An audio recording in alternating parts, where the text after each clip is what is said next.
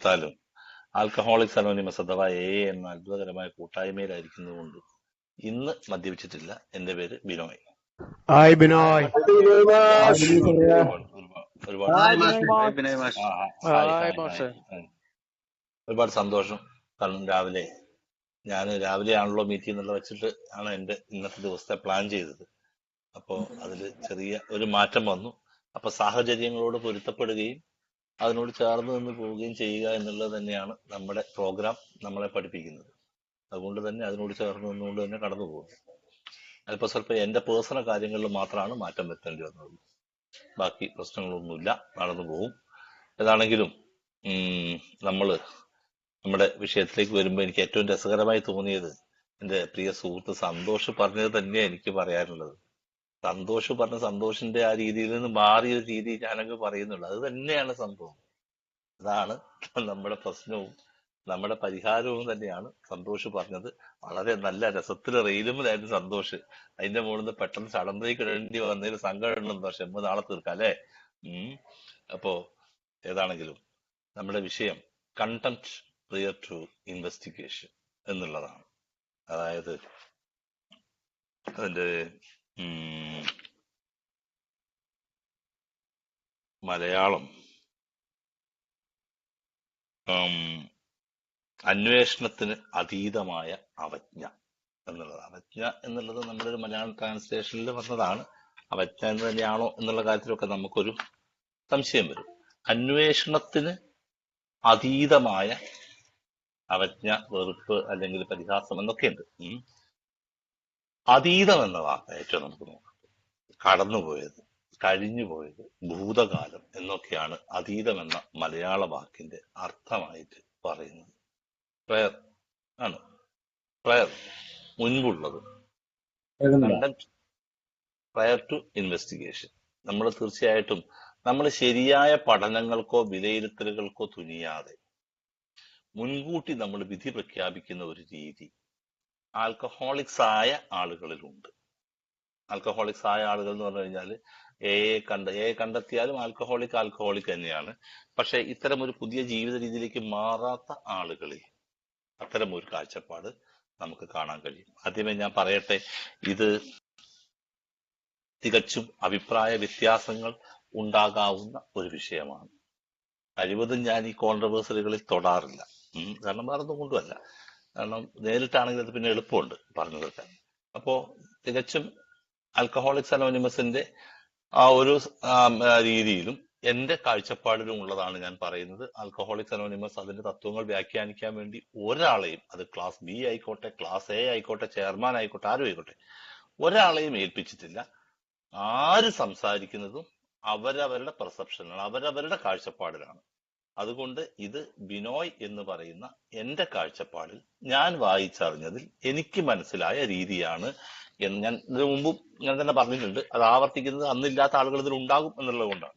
ഇപ്പൊ നമ്മൾ സിനിമയിലെ കാണാറില്ലേ, ഏതെങ്കിലും സാമ്യമോ എന്തെങ്കിലും തോന്നുന്നുണ്ടെങ്കിൽ തികച്ചും തോന്നല് മാത്രം എന്ന് പറഞ്ഞ മാതിരി ഇത് എന്റെ മാത്രം കാഴ്ചപ്പാടാണ്. അപ്പൊ ഞാൻ പറയുന്ന കാഴ്ചപ്പാടിനോട് ചേർന്ന് നിങ്ങളൊന്ന് ആലോചിച്ച് നോക്കുമ്പോൾ ശരിയെന്ന് തോന്നുന്നുവെങ്കിൽ അതിനെ അങ്ങനെ എടുക്കുക. അല്ലെങ്കിൽ നമ്മുടെ അവസാനത്തെ ഡിസ്കഷനിൽ നിങ്ങൾക്ക് അത് തുറന്ന് പറയാവുന്നതാണ്. അപ്പോ മദ്യാസക്ത രോഗിയാവുന്നത് എപ്പോഴോ ഇപ്പൊ അവൾ മദ്യം കഴിച്ചപ്പോൾ മുതലേ രോഗിയായിട്ടുണ്ട്. അപ്പൊ ആ മദ്യാസക്ത രോഗി ആ കാലഘട്ടങ്ങളിൽ, അയാളുടെ മദ്യാസക്തിയുടെ മൂർധന്യ കാലഘട്ടത്തിലും അതിന് തൊട്ട് മുമ്പും ഒക്കെ അയാൾ പല കാര്യങ്ങളെക്കുറിച്ചും തീരുമാനമെടുത്തിരുന്നത്, പല കാര്യങ്ങളെക്കുറിച്ചും ആ ഒരു വിധി പ്രഖ്യാപിച്ചിരുന്നത്, അവസാനം കൺക്ലൂഡ് ചെയ്തിരുന്നത് മതിയായ ആവശ്യത്തിനുള്ള അന്വേഷണത്തിന് ശേഷമോ അല്ലെങ്കിൽ മറ്റേ പരതലുകൾക്ക് ശേഷമോ ആയിരുന്നില്ല. അതുകൊണ്ട് തന്നെ രക്ഷപ്പെടലിന്റെ മാർഗവും വളരെയധികം കുറഞ്ഞു നിന്നിരുന്നു. നമുക്കറിയാം, നമ്മള് എന്റെയൊക്കെ അനുഭവത്തിൽ ഇഷ്ടം പോലെ ഉണ്ട്. അപ്പം മിക്കവാറും എല്ലാവരുടെയും തന്നെ ഏതാണ്ട് സമാനമായിരിക്കും എന്ന പ്രതീക്ഷയോടെ തന്നെ പറയട്ടെ. നമ്മളെന്ന വാക്ക് ഉപയോഗിക്കുന്നുണ്ട്. നമ്മുടെ മദ്യപാനത്തിന്റെ കാലഘട്ടത്തിൽ ആൽക്കഹോളിക്സ് അനോണിമസ് എന്ന ജീവിത രീതിയിലൂടെ പോകുന്ന ആളുകൾ ആരെങ്കിലും ഒക്കെ നമ്മളെ കാണാൻ വരികയോ അല്ലെങ്കിൽ നമ്മളെ ഏതെങ്കിലും സാഹചര്യത്തിൽ കാണുകയോ സംസാരിക്കുകയോ ഒക്കെ ചെയ്യുമ്പോൾ അവര് ഇത് ഒരു രോഗമാണ് എന്ന് പറഞ്ഞപ്പോ എന്റെ ഓർമ്മയുണ്ട്, ആദ്യമായിട്ടൊരാൾ എന്നോട് ഇത് രോഗാന്ന് പറഞ്ഞപ്പോ ഞാൻ പറഞ്ഞ മറുപടി ഒരു കോപ്പുമല്ല എന്നായിരുന്നു. കാരണം ഇത് രോഗമാണോ അല്ലയോ എന്നൊന്നും എനിക്ക് അറിയേല. ഞാൻ അന്വേഷിച്ചിട്ടില്ല, ഞാൻ അത്തരത്തിൽ പഠിച്ചിട്ടില്ല, ഞാനിതൊരു രോഗാന്ന് കേട്ടിട്ടുമില്ല. എന്നിട്ടും ഒരു വ്യക്തി, അയാള് ഒരു കാലത്ത് മദ്യപിച്ചിരുന്ന ആളാണ്, അതെനിക്കറിയാം. ആളൊരു കാലത്ത് മദ്യപിച്ചിരുന്ന ആളാണ്, നന്നായിട്ട് മദ്യപിക്കുകയും പ്രശ്നങ്ങൾ ഉണ്ടാവുകയും ജീവിതം താറുമാറാവുകയും ഒക്കെ ചെയ്തയാള് കുടിയിൽ നിന്ന് മാറി വർഷങ്ങൾ മാറി സുന്ദരമായി സന്തോഷത്തോടുകൂടി ജീവിക്കുന്ന അവസ്ഥയിൽ അയാളുടെ അനുഭവത്തിന്റെ വെളിച്ചത്തിൽ അയാൾ എന്നോട് പറഞ്ഞു ഇതൊരു രോഗമാണ്, അതുകൊണ്ടാണ് ഓനെ നിയന്ത്രിക്കാൻ പറ്റാത്തത് എന്ന് പറഞ്ഞപ്പോ ഞാൻ എടുത്ത ബാക്കിയാണ്, ഒരു കോപ്പുമല്ല എന്ന് പറഞ്ഞത്. ഇന്നലെ ഇപ്പൊ അങ്ങനെ അങ്ങ് പറ്റിപ്പോയതാ. വേറെ കുറച്ച് കമ്പനി ഉണ്ടായിരുന്നു, അതുകൊണ്ട് അങ്ങോട്ട് കൂടിപ്പോയതാ.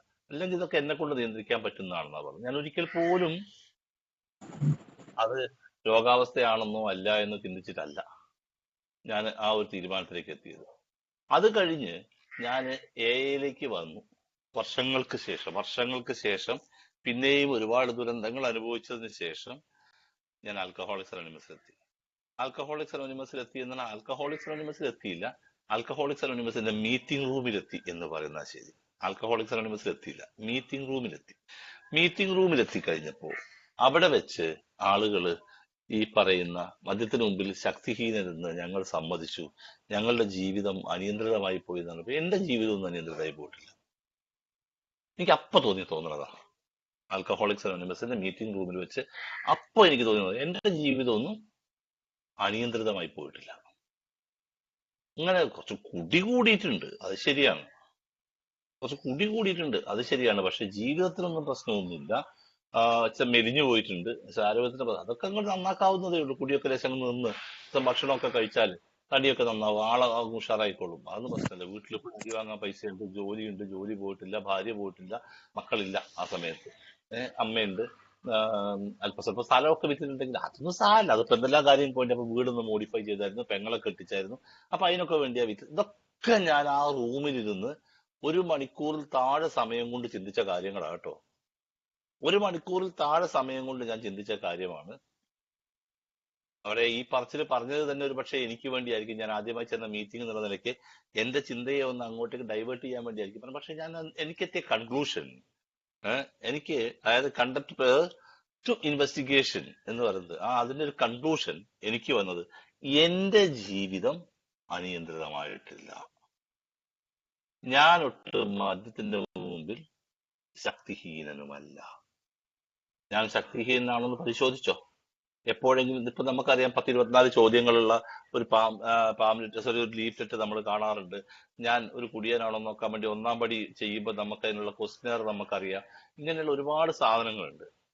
പക്ഷേ ഇതൊന്നും നോക്കാതെ ഞാന് കേൾക്കാത്ത പാടെ ഞാൻ അങ്ങനെയല്ല വിധി എഴുതി. അത് കഴിഞ്ഞ് പിന്നീട് 2-ാം പടി 3-ാം പടി ഒക്കെ ഞാൻ അങ്ങനെ തന്നെയാണ് വിധി എഴുതിയത് ആദ്യം കേട്ടോ, അല്ല. വളരെ നാളുകൾക്ക് ശേഷമാണ് ഞാൻ പതുക്കെ മെൽറ്റ് ആവുന്നത്. ചിലരൊക്കെ വേഗം, എക്സെപ്ഷണൽ കേസസ് ഉണ്ട്, ഇല്ല എന്നല്ല, സ്വാഭാവികമായ കാര്യം ഞാൻ പറയും. അതുപോലെ തന്നെ മറ്റു കാര്യങ്ങളും ജീവിതത്തിന്റെ പല തലങ്ങളിൽ ഉണ്ടായ പ്രശ്നങ്ങളെ കുറിച്ചും പറയുമ്പോഴോ അല്ലെങ്കിൽ അറിയുമ്പോഴോ അനുഭവങ്ങൾ കേൾക്കുമ്പോഴോ ഒക്കെ ഞാൻ അങ്ങനെയല്ല. എല്ലാത്തിനെയും ഡിനേ ചെയ്യാനുള്ള, എന്റെ കുറവുകളെ ഒന്നിനെയും അംഗീകരിക്കാതിരിക്കാനുള്ള ഒരു മനസ്ഥിതി എന്റെ മുമ്പിലുണ്ടായിരുന്നു. അതുകൊണ്ട് തന്നെ എല്ലാത്തിനെയും വേണ്ട തരത്തിലുള്ള അന്വേഷണങ്ങൾക്കോ ചിന്തകൾക്കോ പഠനങ്ങൾക്കോ വിധേയമാക്കാതെ കേട്ട പാതി കേൾക്കാതെ പാതി ഞാൻ എന്ത് ചെയ്യും, എന്റെ മാത്രം ഭൗതികമായ ചിന്തയിൽ നിന്നുകൊണ്ട് അതിനൊരു കൺക്ലൂഷനിലെത്തും. അത് തന്നെ കണ്ടംപ്റ്റ്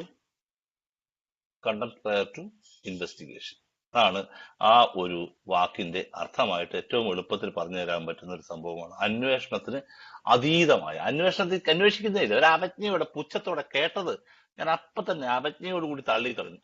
ഇതൊക്കെ ഇവർക്ക്, അതൊക്കെ അവരെ ബാധിക്കുന്നത്, it's not on my business, it's not affected to me, എന്നെ ബാധിക്കുന്നതൊന്നുമല്ല എന്ന മട്ടിൽ ഞാനത് തള്ളിക്കളയുന്ന ഒരവസ്ഥയാണ് ഉണ്ടായത്. ആൽക്കഹോളിക്സ് അനോണിമസ് പറയുന്ന ആ ഒരു വില്ലിങ്നെസ്, ഓപ്പൺ മൈൻഡ്നെസ്, ആ ഒരു സന്നദ്ധതയും തുറന്ന മനസ്ഥിതിയും ഇല്ലാത്തത് കൊണ്ടാണ് ഞാൻ എന്ത് ചെയ്തത്, എനിക്ക് രക്ഷപ്പെടാൻ വേണ്ടി എന്റെ മുമ്പിലേക്ക് വന്ന സന്ദേശങ്ങളെ, എനിക്ക് രക്ഷപ്പെടാൻ വേണ്ടി എന്റെ മുമ്പിലേക്ക് വന്ന അറിവുകളെ, എനിക്ക് രക്ഷപ്പെടാൻ വേണ്ടി എന്റെ മുമ്പിലേക്ക് നീട്ടിത്തന്ന ആ വെള്ളത്തിൽ നിന്ന് കരകയറാൻ വേണ്ടി എടുത്ത കയറിനെ, കച്ചിത്തുരുമ്പിനെ ഞാൻ എന്ത് ചെയ്യുന്നു, മതിയായ ശ്രദ്ധയില്ലാതെ അതിനെ ത്യജിക്കുന്നു.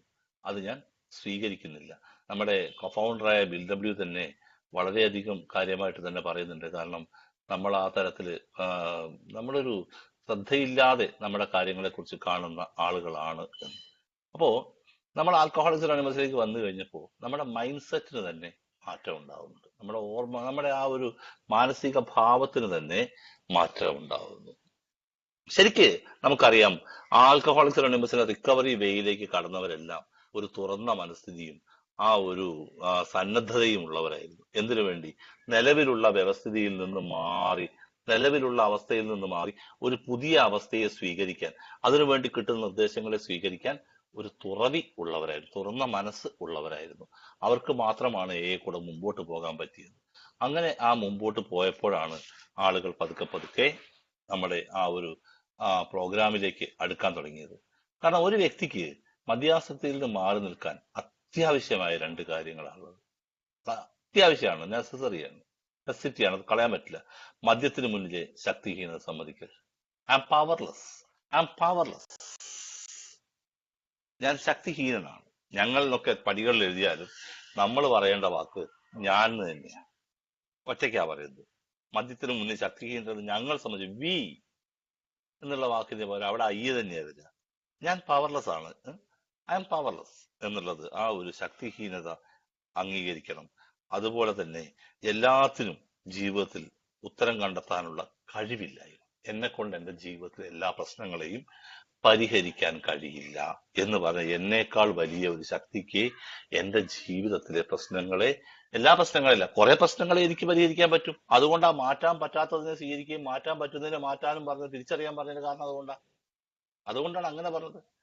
എന്റെ ജീവിതത്തിലെ പ്രശ്നങ്ങളെ മുഴുവനും, അതിന് മുഴുവൻ ഉത്തരം കണ്ടെത്താനോ അതിന് പരിഹാരം കണ്ടെത്താനോ എനിക്ക് കഴിവില്ല. അപ്പൊ രണ്ട് പവർലെസ്, മദ്യത്തിന് മുമ്പിലെ പവർലെസ്നെസ്സും അതുപോലെ തന്നെ എല്ലാത്തിനും പരിഹാരം കണ്ടെത്താനുള്ള ആ കഴിവില്ലായ്മയും തുറന്ന് സമ്മതിക്കുന്ന വ്യക്തിക്ക് ആൽക്കഹോളിക്സ് അനോണിമസിലൂടെ തന്നെ രക്ഷപ്പെടാനുള്ള മാർഗമുള്ളൂ. പക്ഷേ മുൻകാലത്ത് ഞാൻ നേരത്തെ പറഞ്ഞതുപോലെ ഇത് നമുക്ക് അറിയലായിരുന്നു. നമ്മുടെ ആ ഒരു സ്വഭാവത്തിന്റെ ആയിരിക്കാം, നിഷേധ വ്യക്തിത്വത്തിന്റെ ആയിരിക്കാം, ആ ഡിനയലായിരിക്കാം നമ്മളെ കൊണ്ട് കേട്ട പാതി കേൾക്കാത്ത പാതി എന്നൊക്കെ മലയാളത്തിൽ പറയാറുണ്ട്. ആ കേട്ട പാതി കേൾക്കാത്ത പാതി നമ്മൾ ഇതിനെയൊക്കെ എതിർക്കാൻ, ഇതിനോടൊക്കെ എന്താ പറയാ, മുഖം തിരിച്ചു നിൽക്കാൻ നമ്മൾ ശ്രമിച്ചിട്ടുള്ളത് എന്ന് നമുക്ക് കാണാം. അപ്പൊ അങ്ങനെ നോക്കുകയാണെങ്കിൽ ഈ രണ്ട് കാര്യങ്ങളെ അംഗീകരിച്ചാൽ നമ്മുടെ 12 പടികളിലൂടെ നമുക്ക് ഓഫർ ചെയ്യുന്ന ആ ഒരു വലിയ ആ അനുഭവം, നമുക്ക് 12 പടികളിലൂടെ കടന്നുപോയാൽ കിട്ടുന്ന എന്താണെന്ന് 12 വാഗ്ദാനങ്ങളിലൂടെ നമുക്ക് തന്നിട്ടുണ്ട്, ഇപ്പൊ കടക്കുന്നില്ല. ആ ഒരു വലിയ നമുക്ക് കൈവരിക്കാൻ കഴിയും. ഓരോരുത്തർക്കും അത് വ്യത്യസ്തമായിരിക്കും. കാരണം അവർ ഈ പടികളെ ചെയ്ത് അവരുടെ മനസ്സിനുണ്ടായ ആ ഒരു എന്താ പറയാ, ആ രൂപാന്തരീകരണം, പരിണാമത്തിലുണ്ടായ മാറ്റത്തിലുണ്ടായ അവസ്ഥയിലാണ് അത് അനുഭവപ്പെടുക. അങ്ങനെ അത് അനുഭവപ്പെടാൻ കഴിയുന്നത് അങ്ങനെയാണ്. ഒരു വ്യക്തി ഏതെങ്കിലും ഒരു സ്ഥലത്ത് വെച്ച് അത്യാവശ്യമായ ഈ രണ്ട് കാര്യങ്ങളും കണ്ടെത്തുന്നുവെങ്കിൽ അയാൾക്ക് 12 പടികൾ വാഗ്ദാനം ചെയ്യുന്ന കാര്യങ്ങൾ വീഴ്ച കൂടാതെ നേടാൻ കഴിയും ആണ്. ആൽക്കഹോളിക് ആയ ഒരു വ്യക്തിയെ സംബന്ധിച്ച് ഏതെങ്കിലും ഒരു സ്ഥലത്ത് വെച്ച്, മീറ്റിംഗിലാവട്ടെ അല്ലാണ്ടാവട്ടെ, മീറ്റിംഗ് കൂടെ വെച്ച് മാത്രമേ ഇത് പറ്റുള്ളൂ എന്നില്ല, അല്ലാണ്ടായാലും ശരി, ഈ രണ്ട് കാര്യങ്ങൾ ഏതൊക്കെ, മദ്യത്തിന് മുമ്പിൽ ശക്തിഹീനത സമ്മതിക്കാനും അതേമാതിരി എല്ലാത്തിനും ജീവിതത്തിൽ ഉത്തരം കണ്ടെത്താനുള്ള കഴിവ് എനിക്കില്ല എന്നുള്ള ആ പരമമായ സത്യവും അംഗീകരിക്കാൻ കഴിഞ്ഞാൽ, കണ്ടെത്തിയാൽ അയാൾക്ക് 12 പടികൾ വാഗ്ദാനം ചെയ്യുന്ന കാര്യങ്ങൾ ഒരു കുറവുമില്ലാതെ, കൂടാതെ അന്വേഷണത്തിന് അതീതമായ അവജ്ഞ അയാളിൽ നിന്ന് ഉണ്ടാകുന്നില്ല. കാരണം അയാൾ പിന്നെ അങ്ങനെ ചെയ്യില്ല. കാരണം എല്ലാം എനിക്ക് ഉത്തരം അറിയാം, എല്ലാം അറിയാവുന്നവനാണ് ഞാൻ എന്ന അഹം എന്ന ആ ഒരു പ്രശ്നം വലുതാവുമ്പോഴാണ് ഒന്നും ആലോചിക്കാതെ നമ്മൾ തള്ളിക്കളയുക. അയാൾ പറയുന്നത് കേൾക്കുക പോലും ചെയ്യാതെ അയാൾ പറയാൻ പോകുന്നത് എന്താണെന്ന് ചിന്തിക്കുന്ന ഒരു അവസ്ഥയുണ്ട് നമുക്ക്. അപ്പം അതുകൊണ്ട് ഈ അവസ്ഥയിലേക്ക് എത്തിക്കഴിയുമ്പോൾ അയാൾക്ക് ഈ പറയുന്ന അന്വേഷണത്തിന് അതീതമായ അവജ്ഞ, കണ്ടംപ്റ്റ് പ്രയർ ടു ഇൻവെസ്റ്റിഗേഷൻ എന്ന മനോഭാവം അയാളിൽ നിന്ന് മാറിയിട്ടുണ്ടാവും. സ്വീകരിക്കേണ്ടത് സ്വീകരിക്കാനും, സ്വീകരിക്കാൻ പറ്റാത്തത് സ്വീകരിക്കേണ്ടത് സ്വീകരിക്കാനും, തള്ളിക്കളയാനുമുള്ള മനസ്ഥിതി അയാൾക്ക് ഉണ്ടായിരിക്കും. അതുപോലെ തന്നെയാണ് നമുക്കറിയാം, പലപ്പോഴും ഈ പല കാര്യങ്ങളോടും നമ്മൾ വിമുഖത കാണിച്ചിട്ടുണ്ട്. മദ്യാസക്തിയുടെ കാലഘട്ടത്തിലും മദ്യാസക്തി കഴിഞ്ഞ് എയിലേക്ക് വന്ന ആദ്യ കാലഘട്ടങ്ങളിലും നമ്മൾ ഒരുപാട് കാര്യങ്ങളോട് ഈ പറയുന്ന മതിയായ പരിശോധന ഇല്ലാതെ അവജ്ഞ കാണിച്ചിട്ടുണ്ട്. പലപ്പോഴും ആത്മീയതയോടെ അത് കാണിച്ചിട്ടുണ്ട്.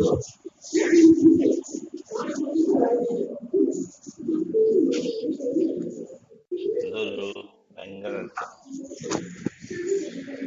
സിജോ മൈക്ക് ഓഫ് ചെയ്യണം.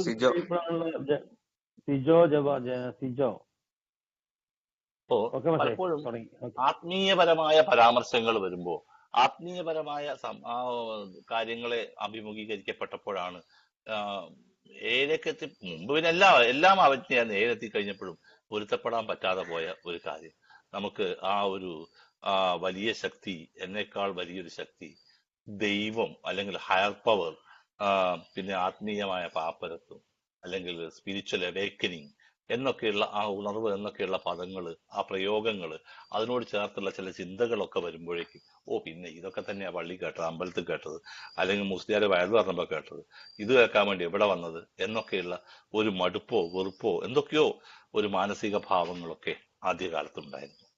പക്ഷേ എപ്പോഴോ ഉണ്ടായ ആ എയിലെ ഞാൻ ഇതുകൊണ്ടാണ് എടുത്തെടുത്ത് പറഞ്ഞത്, അംഗങ്ങളുടെ പ്രവൃത്തി മറ്റുള്ളവരെ സ്വാധീനിക്കുന്നത്. ഈ സിദ്ധാന്തങ്ങളൊന്നുമല്ല ആദ്യകാലത്ത് സ്വാധീനിക്കപ്പെടുന്നത്. കാരണം ഈ സിദ്ധാന്തങ്ങളൊക്കെ എന്നെ വെറുപ്പിച്ച സാധനങ്ങൾ. എന്റെ അവസ്ഥയിൽ ഈ പറഞ്ഞ കാര്യങ്ങളൊക്കെ എന്നെ വെറുപ്പിച്ചതാണ്. രണ്ടാം പടിയിൽ എന്റെ ഒരു സുഹൃത്ത് ഇന്നലെ എന്നോട് സംശയം ചോദിച്ച പോലെ തന്നെ ഞാനൊരു വിശ്വാസിയായിരുന്നു. ആദ്യകാലത്ത് മദ്യപിക്കുന്ന ആദ്യകാലത്തും മദ്യപാനത്തിന് മുമ്പും ഞാനൊരു വിശ്വാസിയായിരുന്നു. ഞാനൊരു ഈശ്വര വിശ്വാസിയായിരുന്നു. ഞാൻ ജനിച്ച ആ മതത്തെയാണ് എനിക്ക് അറിയാവുന്നത്. അതുകൊണ്ട് തന്നെ ആ മതത്തിൽ വിശ്വസിച്ചിരുന്ന ആളാണ്. പക്ഷെ കുടിയുടെ മൂർധന്യാവസ്ഥയായപ്പോഴും എനിക്കെന്തോ വിശ്വാസമൊക്കെ ഉണ്ട് എന്നുള്ളതല്ലാതെ ആ വിശ്വാസത്തിന് കോട്ടം തട്ടിയിട്ടുണ്ടായിരുന്നു. ഒരിക്കൽ വിശ്വാസം ഉണ്ടാവുകയും പിന്നീട് ആ വിശ്വാസത്തിന് അതിന്റെ ആ ഒരു കോട്ടം തട്ടുകയും അല്ലെങ്കിൽ അതിന്റെ ആ ഒരു ദാർഢ്യത്തിന് മോശം വരികയും ചെയ്യുന്നയാളെ സംബന്ധിച്ചിടത്തോളം അയാൾ അവിശ്വാസിയല്ല, വിശ്വാസിയല്ലാത്ത അവസ്ഥയിലാണ്. അത് വലിയ അപകടമാണ്. നമ്മൾ രണ്ടാം പടി പറഞ്ഞിട്ടുണ്ട്, വിശ്വാസിയെയും കുഴപ്പമില്ല, അവിശ്വാസിയെയും കുഴപ്പമില്ല.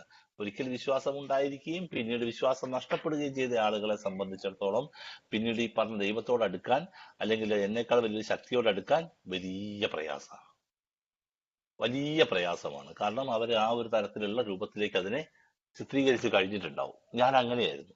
അതുകൊണ്ട് തന്നെ മീറ്റിങ്ങിന് വന്ന് ഞാൻ വരുന്ന എന്റെ മീറ്റിങ്ങിൽ ഞാൻ വരുമ്പോൾ തന്നെ ഏതാണ്ട് 20 വർഷം കഴിഞ്ഞ ആളുണ്ട്. അതാണ് ചിന്തിക്കേണ്ടത്. ഞാൻ വരുമ്പോൾ തന്നെ 17 വർഷം 18 വർഷമൊക്കെ ആയ ആളുകൾ ഞാൻ വരുന്ന എന്റെ ഹോം ഗ്രൂപ്പിലുണ്ട്. അപ്പൊ അവര് സംസാരിക്കുന്നതൊക്കെ ഈ പറയുന്ന ഒരു ആത്മീയതയോട് കലർന്ന വശത്ത് വിട്ടുകൊടുക്കേണ്ടതിന്റെ ആവശ്യകത, മറന്നു കളയേണ്ടതിന്റെ ആവശ്യകത, ക്ഷമിക്കേണ്ടതിന്റെ ആവശ്യകത, സ്വീകരിക്കേണ്ടതിന്റെ ആവശ്യകത, അതിനവർ സ്വീകരിക്കുന്ന മാർഗങ്ങൾ, ഇത് ഇന്ന് വന്ന എനിക്കത് കേൾക്കുമ്പോ എനിക്കത് ഇങ്ങോട്ടും ഡൈജസ്റ്റ് ചെയ്യാൻ ഇച്ചിരി പ്രയാസമായിരുന്നു. ഇതൊന്നും ആവശ്യമില്ലാന്ന്, ഞാനിവിടെ കുടി നിർത്താനാ വന്നതെന്ന് എന്നൊക്കെയുള്ള ചിന്തകളാണ് എനിക്ക്. കാരണം ഈ ആത്മീയത അല്ലെങ്കിൽ വലിയ ശക്തിക്ക് വിട്ടുകൊടുത്ത് നമ്മൾ ആത്മീയമായ പാപ്പരത്വം അനുഭവിക്കുന്നവരാണ് എന്നൊക്കെയുള്ള ആ ഒരു ഇത് കേൾക്കുമ്പോഴേക്കും ഞാനതിനെ എന്ത് ചെയ്തു, മതിയായ ചിന്തകൾക്ക് വിധേയമാക്കാതെ എന്നിൽ ഇത് ബാധകമാണോ എന്ന് നോക്കാതെ ഞാൻ എന്ത് ചെയ്തു, അവജ്ഞയോടെ തള്ളിക്കളഞ്ഞു. മുൻവിധിയോടെ ഞാൻ ആ സംഭവത്തെ തള്ളിക്കളഞ്ഞു. നമുക്കറിയാം ഈ മറ്റേ അന്വേഷണത്തിന് അതീതമായ അവജ്ഞ എന്ന പ്രയോഗം നമ്മുടെ ബിഗ് ബുക്കില് ആത്മീയ അനുഭവം എന്നുള്ള ആ ചാപ്റ്ററിലാണ് അത് വരുന്നത്. നമ്മുടെ ബിഗ് ബുക്കിലെ ആത്മീയ അനുഭവം എന്ന് പറഞ്ഞ ചാപ്റ്ററിലാണ് അതിന്റെ അവസാനത്തെ സെന്റൻസ് ആണ്, അതാണ് അന്വേഷണത്തിന് അതീതമായ അവജ്ഞ എന്ന വാക്ക്. അപ്പൊ ഇത്തരം പദങ്ങളോട് നമ്മൾ വളരെ ഒരു ഇതാക്കിയിരുന്നെങ്കിൽ അല്പം കഴിഞ്ഞപ്പോ എയിലൂടെ മുമ്പോട്ട് പോകാൻ തുടങ്ങിയപ്പോ, മറ്റ് പല മീറ്റിങ്ങുകളും കൂടാൻ കഴിഞ്ഞപ്പോ, മറ്റു പലരുമായും ഇടപഴകാൻ കഴിഞ്ഞപ്പോ ഒരു പൊളിച്ചെഴുത്തിന് വിധേയമായി. ഞാൻ അറിഞ്ഞല്ല. ഞാൻ അതുകൊണ്ട് തന്നെ ദൈവത്തോട് ഒരുപാട് നന്ദി പറയുന്നത്. മറ്റു പലരും വളരെ കഷ്ടപ്പെട്ട് സ്പോൺസറിലൂടെയോ മറ്റോ ഒക്കെ ഈ പടികളെ കുറിച്ചൊക്കെ കേട്ട് അതൊക്കെ ചെയ്യുമ്പോഴാണ് അല്ലെങ്കിൽ അത്തരത്തിലാണ് അവർക്ക് ഈ ഭാഗത്തേക്ക് ഒരു തുറക്കൽ ഓപ്പണിംഗ് കിട്ടുക. പക്ഷെ എനിക്കങ്ങനെ അല്ലായിരുന്നു. കാരണം ഞാനൊരു കെട്ടുപൊട്ടിയ പട്ടം പോലെ ഏലും പറക്കുകയായിരുന്നു. ഒന്നിൽ നിന്ന് ഒന്നിലേക്ക് എന്ന പോലെ, മീറ്റിംഗിൽ നിന്ന് മീറ്റിംഗിലേക്കും പ്രോഗ്രാമിൽ നിന്ന് പ്രോഗ്രാമിലേക്കും ഇങ്ങനെ പാഞ്ഞപ്പോ എവിടെയൊക്കെയോ വെച്ച് കിട്ടിയ ചില കാര്യങ്ങൾ എന്നെ സ്പർശിച്ചു. എവിടെയൊക്കെയോ വെച്ച് അത് കിട്ടാനിടയാക്കിയത് ഞാൻ ആൽക്കഹോളിക്സ് അനോണിമസിന്റെ സർവീസുമായി ചേർന്ന് നിന്നുകൊണ്ടാണ്. സർവീസിലുള്ള ഒരാളായതുകൊണ്ടാണ് മറ്റു പല സ്ഥലത്തെ ആളുകളെയും എനിക്ക് പരിചയപ്പെടാൻ കഴിയുന്നത്. അവരുമായുള്ള സഹവാസം അവരുമായുള്ള സൗഹൃദത്തിന് വഴിവെച്ചു. അവരുമായുള്ള സഹവാസം അവരുമായുള്ള എല്ലാവരും എന്റെ സുഹൃത്തുക്കൾ തന്നെയാണെങ്കിലും പക്ഷെ ഈ പറഞ്ഞ സർവീസിലുള്ളത് കൊണ്ടുള്ള ആ സൗഹൃദം, ആ സഹവാസം ഒരു വ്യക്തിപരമായ സൗഹൃദത്തിലേക്ക് വളർന്നു. അതുകൊണ്ട് തന്നെ ആ പ്രദേശങ്ങളിലുള്ള പരിപാടികളിലൊക്കെ പോകാനും പിന്നെ സംസാരിക്കാറുണ്ട് എന്നുള്ളത് കൊണ്ട് തന്നെ അവിടെ എന്തെങ്കിലുമൊക്കെ സംസാരിക്കാനും ഒക്കെയുള്ള ഇട വന്നതുകൊണ്ട് ധാരാളം സ്ഥലങ്ങളിൽ എയുടെ ആ ഇതുമായിട്ട് പോകാൻ കഴിഞ്ഞു. അവിടെയൊക്കെ പോയി ചിലപ്പോൾ ഏതൊക്കെയോ ചില സ്ഥലങ്ങളിലൊക്കെ വെച്ചിട്ട് എന്നെ വല്ലാതെ ഇളക്കി മറിക്കുന്ന തരത്തിലുള്ള ചില ഷെയറിങ്സ് കേൾക്കാൻ, ചില പേഴ്സണൽ രാത്രിക്കൊക്കെ റൂമിൽ വന്നിട്ടുള്ള വർത്തമാനങ്ങളിൽ ചിലത് കേൾക്കാനൊക്കെ കഴിഞ്ഞു. അതിലെവിടെയോ ആണ് എൻ്റെ മനസ്സിലും എനിക്ക് അവജ്ഞയുണ്ടായിരുന്ന ഈ കാര്യങ്ങൾ അല്പം ശ്രദ്ധിക്കേണ്ടതാണ് എന്ന തോന്നൽ ഉണ്ടായിട്ടുള്ളത് എന്ന് കാണാൻ കഴിയും. അപ്പോൾ നമുക്ക് ഈ പറയുന്ന തുറന്ന മനസ്സോടെ വില്ലിങ്നെസ് ആൻഡ് ഓപ്പൺ മൈൻഡ്നെസ്, സമ്മതം വേണം. ഏത്? ശക്തിഹീനനാണ് എന്ന സമ്മതം. രണ്ടാമത് തുറന്ന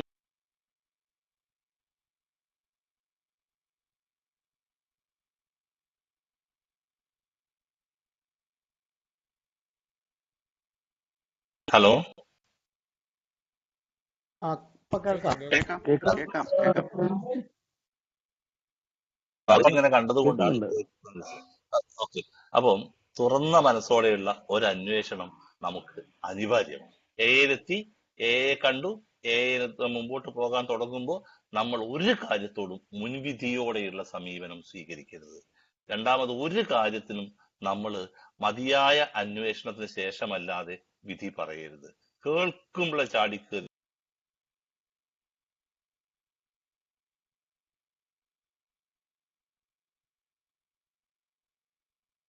മാഷിന് ഫോൺ വന്നോണ്ടിരിക്കുകയാണെന്ന് ചെയ്യാൻ തോന്നുന്നു. കഴിയും. ഹലോ, ഫോൺ വന്നോണ്ടിരിക്കുന്നു തോന്നുന്നു. അതെ, വരും. അതായത് ഞങ്ങൾക്ക് 1-ാം തീയതി പ്രവേശനോത്സവമല്ലേ, അതുമായി ബന്ധപ്പെട്ട സാരമില്ല, അത് ഞാൻ കട്ട് ചെയ്തോളാം. കേൾക്കാലോ അല്ലേ? ഹലോ, കേൾക്കാം. കേൾക്കാം കേൾക്കാം. തുറന്ന മനസ്സോടെയുള്ള ഒരു അന്വേഷണം നമുക്ക് അനിവാര്യമാണ്. നമ്മളെക്കുറിച്ച് അന്വേഷിക്കേണ്ടത്, നമ്മുടെ ഉള്ളിലേക്കാണ് കേൾക്കുന്നത്, നമ്മുടെ ഉള്ളിലേക്കാണ് നമ്മൾ അന്വേഷിക്കേണ്ടത്. ബിഗ് ബുക്കില് 60-ാമത്തെ പേജില് നമുക്ക് കാണാം, 60-ലും 59-ലും ഒക്കെ ആയിട്ട് വളരെ കൃത്യമായിട്ട് പറയുന്നത്. ബിഗ് ബുക്കിൽ 59-ാമത്തെ പേജിൽ ABC എന്ന് പറഞ്ഞുകൊണ്ട് 3 കാര്യങ്ങൾ നമുക്ക് കാണാം.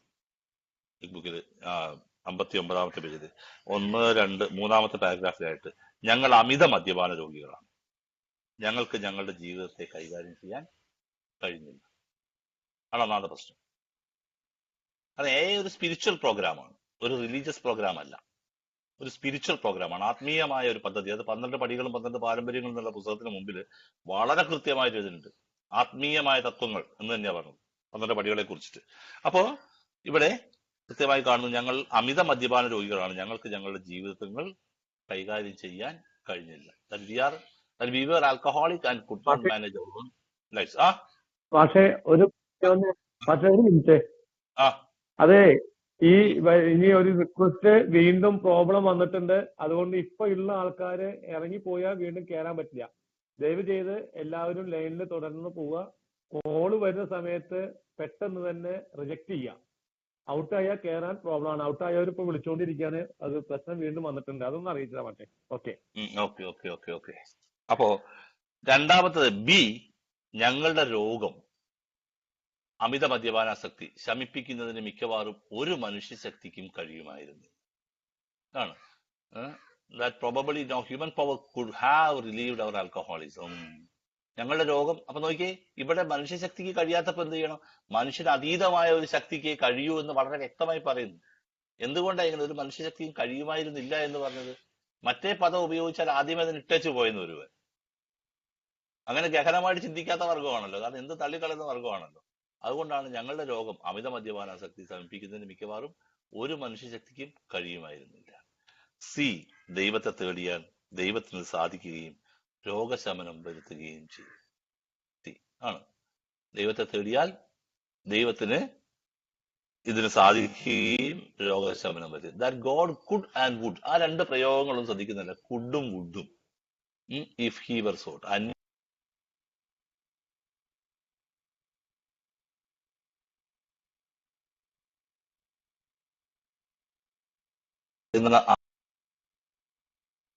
ബിഗ് ബുക്ക് തന്നെ പറയുന്നു നമ്മളോട്, ഈ അവസ്ഥയിലാണെങ്കിലേ നിങ്ങൾക്ക് എന്ത് ചെയ്യാൻ കഴിയും, ആശ്രയിച്ചുകൊണ്ട് നിങ്ങളുടെ ഈ പ്രശ്നം പരിഹരിച്ചുകൊണ്ട് പോകാൻ കഴിയും. ഒരു മനുഷ്യശക്തിക്കും ഈ നിങ്ങളുടെ രോഗത്തെ പരിഹരിക്കാൻ കഴിയുകയില്ല എന്ന് പറയുന്നു. 58 പേജ് 58 ബിഗ് ബുക്കിൽ എത്തുമ്പോഴേക്കും നമുക്ക് കാണാം വളരെ കൃത്യമായിട്ട് എടുത്തു പറയുന്നുണ്ട്. ഫസ്റ്റ് പാരഗ്രാഫ് തന്നെ, സൂത്രശാലിയും കൗശല ചിന്താകുഴപ്പമുണ്ടാക്കുന്നവനും ശക്തനുമായ മദ്യം സഹായം കൂടാതെ നമുക്ക് താങ്ങാനാവാത്തതാണത്. പക്ഷെ സർവ്വവിധ ശക്തിയുള്ള ഒന്നുണ്ട്, ആ ഒന്നാണ് ദൈവം. നിങ്ങൾ ഇപ്പോൾ അവനെ കണ്ടെത്താൻ ഇടവരട്ടെ. എത്ര രസകരമാണെങ്കിൽ, സൂത്രശാലിയും ചിന്താകുഴപ്പമുണ്ടാക്കുന്നവനും ശക്തനുമായ മദ്യം സഹായം കൂടാതെ നമുക്ക് താങ്ങാനാവാത്തതാണ്. ഒറ്റയ്ക്ക് പറ്റില്ല, പക്ഷേ സർവ്വവിധ ശക്തിയുള്ള ഒന്നുണ്ട്. അപ്പൊ സഹായം വേണം. അതിന് ഏറ്റവും നല്ല സഹായം ആരാ? എല്ലാത്തിനും ശക്തിയുള്ള, എല്ലാ തരത്തിലുള്ള സഹായം, സർവ്വവിധ ശക്തിയുമുള്ള ഒന്നുണ്ട്, ആ ഒന്നാണ് ദൈവം. നിങ്ങളിപ്പോൾ അവനെ കണ്ടെത്താൻ ഇടവരട്ടെ.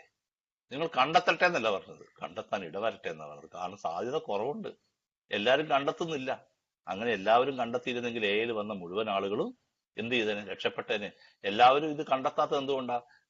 കേട്ടപ്പോ തന്നെ ആ അവജ്ഞയോടുകൂടി അതിനെ തള്ളിക്കളഞ്ഞു. അതാണ് അന്വേഷണത്തിന് അതീതമായ അവജ്ഞയോടുകൂടി, അന്വേഷിക്കാൻ മെനക്കെടാതെ. പിന്നെ കോപ്പ് ഓരോന്നൊക്കെ പറയുന്നത് വേറെ വാർത്ത, അവനൊക്കെ ഇപ്പൊ മുടി നിർത്തി സന്യാസിയായിരുന്നേ എന്ന് പറയുന്ന പോലെ ഉള്ള അവസ്ഥയിലേക്ക് പോയത് കൊണ്ട് അവരത് കണ്ടെത്താതെ പോകുന്നു എന്ന് കാണാം. അതുപോലെ തന്നെ നമുക്കറിയാം, നമ്മൾ ഇത്തരത്തിലുള്ള ഇതൊക്കെ എന്റെ ജീവിതത്തിൽ വളരെ കൃത്യമായിരുന്നു. ഞാൻ ഇങ്ങനെ തന്നെയായിരുന്നു. പക്ഷെ ഞാൻ നേരത്തെ പറഞ്ഞില്ലേ, ഏതോ ഒരു ഭാഗ്യം, ആരോ ചെയ്ത പുണ്യം, എനിക്ക് ഇങ്ങനെ ഓരോ സ്ഥലങ്ങളിലൂടെ നടന്നപ്പോൾ കിട്ടിയ ഏതോ ചില സ്പാർക്ക് മാറി ചിന്തിക്കാൻ പ്രേരിപ്പിച്ചത് കൊണ്ടാണ് നിലനിൽക്കാനുള്ള ഇട വന്നത്. ഇന്നൊക്കെ കുറേയും കൂടെ പ്രോഗ്രാം വളർന്നു, ആളുകൾ പ്രോഗ്രാം അറിയാവുന്നവരായി. ഇപ്പൊ എയിലെത്തുന്ന പലരും അവർക്ക് പ്രോഗ്രാം ചെയ്യണമെന്ന ആഗ്രഹത്തോടു കൂടി തന്നെയാണ് വരുന്നത്. നമുക്ക് പ്രോഗ്രാം തന്നെ അറിയത്തില്ലായിരുന്നു വന്ന കാലത്ത്. അപ്പോ എ മീറ്റിംഗ് എന്നല്ലാതെ അതിനപ്പുറത്തേക്ക് എയെ കുറിച്ച് കേട്ടിട്ട് പോലും അറിയില്ലായിരുന്നു. പക്ഷെ ഇന്നൊക്കെ വരുന്ന ആൾക്കാർ ഒരു 6 മാസം 7 മാസം ഒക്കെ ആകുമ്പോഴേ തന്നെ എനിക്ക് പടികൾ ചെയ്താൽ കൊള്ളാമെന്ന് ആഗ്രഹമുണ്ട്, എനിക്ക് എന്നെ സഹായിക്കുമോ, അല്ലെങ്കിൽ എനിക്ക് സ്പോൺസറെ കണ്ടെത്തേണ്ടതുണ്ട് എന്നൊക്കെയുള്ള ബോധ്യത്തോടു കൂടി വരുന്ന ആളുകളാണ്. അത് നമ്മുടെ വളർച്ചയുടെ ഭാഗമായി നമുക്ക് തന്നെ കാണാം. അതുപോലെ തന്നെ ബിഗ് ബുക്കില് പേജ് 46 പേജില് വളരെ മനോഹരമായിട്ട് തന്നെ വീണ്ടും വരുന്നു നമുക്ക് കാണാവുന്ന സാധനം. ദൈവത്തെ പറ്റി ഞാൻ നിങ്ങളോട് സംസാരിക്കുമ്പോൾ അർത്ഥമാക്കുന്നത് നിങ്ങളുടെ തന്നെ ആശയത്തിലുള്ള ദൈവത്തെയാണ്. ഇത് പലപ്പോഴും ദൈവസങ്കല്പത്തെ കുറിച്ച് പറയുമ്പോൾ നമ്മൾ എടുത്തു പറയുന്ന ഒരു സാധനമാണ്. അതിന്റെ ഫസ്റ്റ് പാരഗ്രാഫിൽ തന്നെയാണ് കേട്ടോ. അപ്പം ദൈവത്തെ കുറിച്ച് നിങ്ങളോട് 46 ഞങ്ങൾക്ക് ആത്മീയ തലം എന്നാൽ വിസ്തൃതവും എല്ലാം ഉൾക്കൊള്ളുന്നതും ഒരിക്കലും ഒന്നിനെയും പുറന്തള്ളാത്തതുമാണ്. 1ാമത്തെ പാരഗ്രാഫിലാണ്. ഞങ്ങളുടെ ആത്മീയ തലം എന്ന് പറയുന്നതാണ് വിവേകാനന്ദൻ പറഞ്ഞ പോലെയാണ് ചിക്കാഗോയിൽ. ഭാരതത്തിന്റെ സംസ്കാരം എന്ന് പറയുന്നത് ഇൻ സാൻസ്ക്രിറ്റ് അവിടെ എക്സ്ക്ലൂഡ് എന്നൊരു വാക്കില്ല, ഇൻക്ലൂഡ് എന്നേ ഉള്ളൂ. സ്വീകരിക്കുക എന്നുള്ളൂ, തിരസ്കരിക്കുക എന്നൊരു വാക്കില്ല. അതാണ് ഞങ്ങളുടെ പ്രത്യേകത എന്ന് പറഞ്ഞ പോലെ ആത്മീയ തലം എന്നാൽ വിസ്തൃതവും എല്ലാം ഉൾക്കൊള്ളുന്നതും ഒരിക്കലെയും ഒന്നിനെയും പുറന്തള്ളാത്തതും ആത്മാർത്ഥമായി അന്വേഷിക്കുന്ന, ആ വാക്കൊന്ന് ശ്രദ്ധിക്കുക, ആത്മാർത്ഥമായി അന്വേഷിക്കുന്ന, അതാണ് ആത്മാർത്ഥമായ, സിൻസിയർ, ആത്മാർത്ഥമായി അന്വേഷിക്കുന്ന, ആരെയും തടയാത്തതുമായ ഒന്നാണ്. എല്ലാ മനുഷ്യർക്കും വേണ്ടി തുറന്നു കിടക്കുന്ന ഒന്നാണ് അതെന്ന് ഞങ്ങൾ വിശ്വസിക്കുന്നു. അതാണ് 1ാമത്തെ പാരഗ്രാഫിലാണ്. 1ാമത്തെ പാരഗ്രാഫിൽ 1ാമത്തെ ലൈൻ തന്നെ ആ ഒരു ഫുൾ സ്റ്റോപ്പ്, ഞങ്ങൾ കണ്ടുവന്ന ഫുൾ സ്റ്റോപ്പ് കഴിഞ്ഞാൽ വരുന്നതാണ്. ഞങ്ങൾക്ക് ആത്മീയ തലം എന്നാൽ അതാണ് ഒന്നിനെയും പുറന്തള്ളാത്ത, എല്ലാത്തിനെയും സ്വീകരിക്കുന്ന, ആർക്ക് വേണമെങ്കിലും കടന്നു വരാവുന്ന, ആത്മാർത്ഥമായി അന്വേഷിക്കുന്നവർക്ക് ലഭ്യമാകുന്ന ഒന്നാണ് ഈ തലം. അപ്പോ നമ്മൾ ആത്മാർത്ഥമായി അന്വേഷിക്കണമെങ്കിൽ എന്ത് വേണം? നമുക്കതിൽ വിശ്വാസം വരണം. നമുക്കതിൽ ആ വലിയ ശക്തിയിൽ വിശ്വാസം വരണം. ആ വലിയ ശക്തിയിൽ വിശ്വാസം വന്നെങ്കിലേ നമ്മൾ എന്ത് ചെയ്യൂ? ആ അന്വേഷണത്തിനുള്ള കഷ്ടപ്പാട് സഹിക്കാനും അത് അറിഞ്ഞിട്ടേ മതിയാവുകയുള്ളൂ എന്നുള്ള പ്രവർത്തനങ്ങൾക്ക് മുമ്പോട്ട് പോകാനും തയ്യാറാവുകയുള്ളൂ. എല്ലാവർക്കും ഇത് ലഭിക്കും. പക്ഷേ ഈ പറഞ്ഞ ആത്മാർത്ഥമായി അന്വേഷിക്കുന്നവർക്കാണത് ലഭ്യമാവുക. ആരുടെ മുമ്പിൽ തടഞ്ഞു വെച്ചിട്ടില്ലെങ്കിലും ലഭ്യമാവുക എന്ന വസ്തുത നമ്മൾ കാണേണ്ടതാണ്. അതേ പേജിൽ തന്നെ ഉണ്ട്, 46 അതേ പേജിൽ തന്നെ, അതേ ഫസ്റ്റ് പാരഗ്രാഫിൽ തന്നെയുണ്ട്. ദൈവത്തെ പറ്റി ഞങ്ങൾ നിങ്ങളോട് സംസാരിക്കുമ്പോൾ അർത്ഥമാക്കുന്നത് നിങ്ങളുടെ തന്നെ ആശയത്തിലുള്ള ദൈവത്തെ. ഇനി ആരും വഴക്കൂടണ്ട, ഞങ്ങളുടെ ദൈവത്തെ നിങ്ങളോട് പറയുന്നില്ല. നിങ്ങളുടെ മനസ്സിലുള്ള സങ്കല്പം എന്തോ അത് ആത്മീയമായി ഈ ഗ്രന്ഥത്തിൽ നിങ്ങൾ കാണുന്ന എല്ലാ ആശയങ്ങൾക്കും ഇക്കാര്യം ബാധകമാണ്. ആത്മീയത എവിടെയൊക്കെ വരുന്നു, അതാണ് നമ്മൾ ഇംഗ്ലീഷിൽ നോക്കിയാൽ നിങ്ങൾക്ക് കാണാം, ഗോഡ് എന്ന പദം വരുന്നിടത്തൊക്കെ ഗോഡ് ആസ് വി അണ്ടർസ്റ്റുഡ് എന്ന് അണ്ടർലൈൻ ചെയ്ത് കാണാം. നമ്മൾ മനസ്സിലാക്കുന്ന, ഞങ്ങൾ മനസ്സിലാക്കുന്ന, ഞാൻ മനസ്സിലാക്കുന്ന ദൈവം എന്ന സങ്കല്പം. അതുകൊണ്ട് നിങ്ങൾ പ്രശ്നമാക്കണ്ട, നിങ്ങൾക്ക് എന്താണോ ഉള്ളത് അതുപോലെ തന്നെയാണ് നിങ്ങൾക്ക് മുമ്പോട്ട് പോകാൻ കഴിയുക എന്ന കാര്യം നിങ്ങൾ ശ്രദ്ധിക്കുക. അതിനുവേണ്ടി തന്നെ പ്രവർത്തിക്കുക. അങ്ങനെ വരുമ്പോഴാണ് നിങ്ങൾക്ക് എന്ത് ചെയ്യാൻ പറ്റുക? നിങ്ങൾക്ക് ഈ കാര്യങ്ങളിൽ ഈ പറയുന്ന മുൻവിധി കൂടാതെ മതിയായ അന്വേഷണം കൂടാതെ വിധി പറയുന്ന പ്രവണത മാറുകയും നിങ്ങൾ മതിയായ അന്വേഷണത്തിലൂടെ കണ്ടെത്തുകയും ചെയ്യും. വിധി പറയുകയല്ല, കണ്ടെത്തുകയും ചെയ്യുമെന്ന ഒരു കാര്യം വരുന്നത്. നമ്മുടെ ബിഗ് ബുക്ക് തന്നെ 44-ാമത്തെ പേജ് അത് വരുന്നു, വേണ്ടത്ര ശക്തിയുടെ അഭാവം. 44-ാമത്തെ പേജില്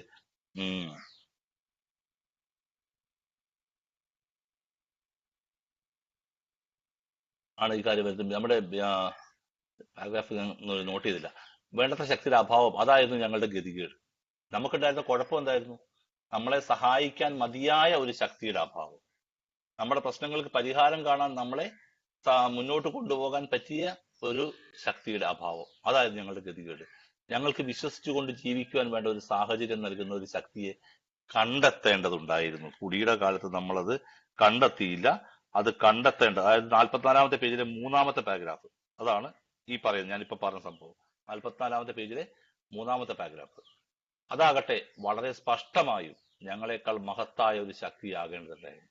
ആണ് ഞങ്ങളെക്കാൾ വലിയ ഒരു ശക്തിക്ക് മാത്രമേ, ഞാൻ എത്ര വലിയ ആളാണെങ്കിലും ശരി, അതിനേക്കാൾ വലിയ ഒരു ശക്തിക്ക് മാത്രമേ നമ്മളെ സഹായിക്കാൻ കഴിയൂ. പക്ഷേ ഈ ശക്തിയെ എങ്ങനെ, എവിടെ കണ്ടെത്താൻ പറ്റും? അത് തിരിച്ചറിയേണ്ടതുണ്ടായിരുന്നു. അത് തിരിച്ചറിയണമെങ്കിൽ ഈ പറഞ്ഞ വില്ലിങ്നെസ്സും ഓപ്പൺ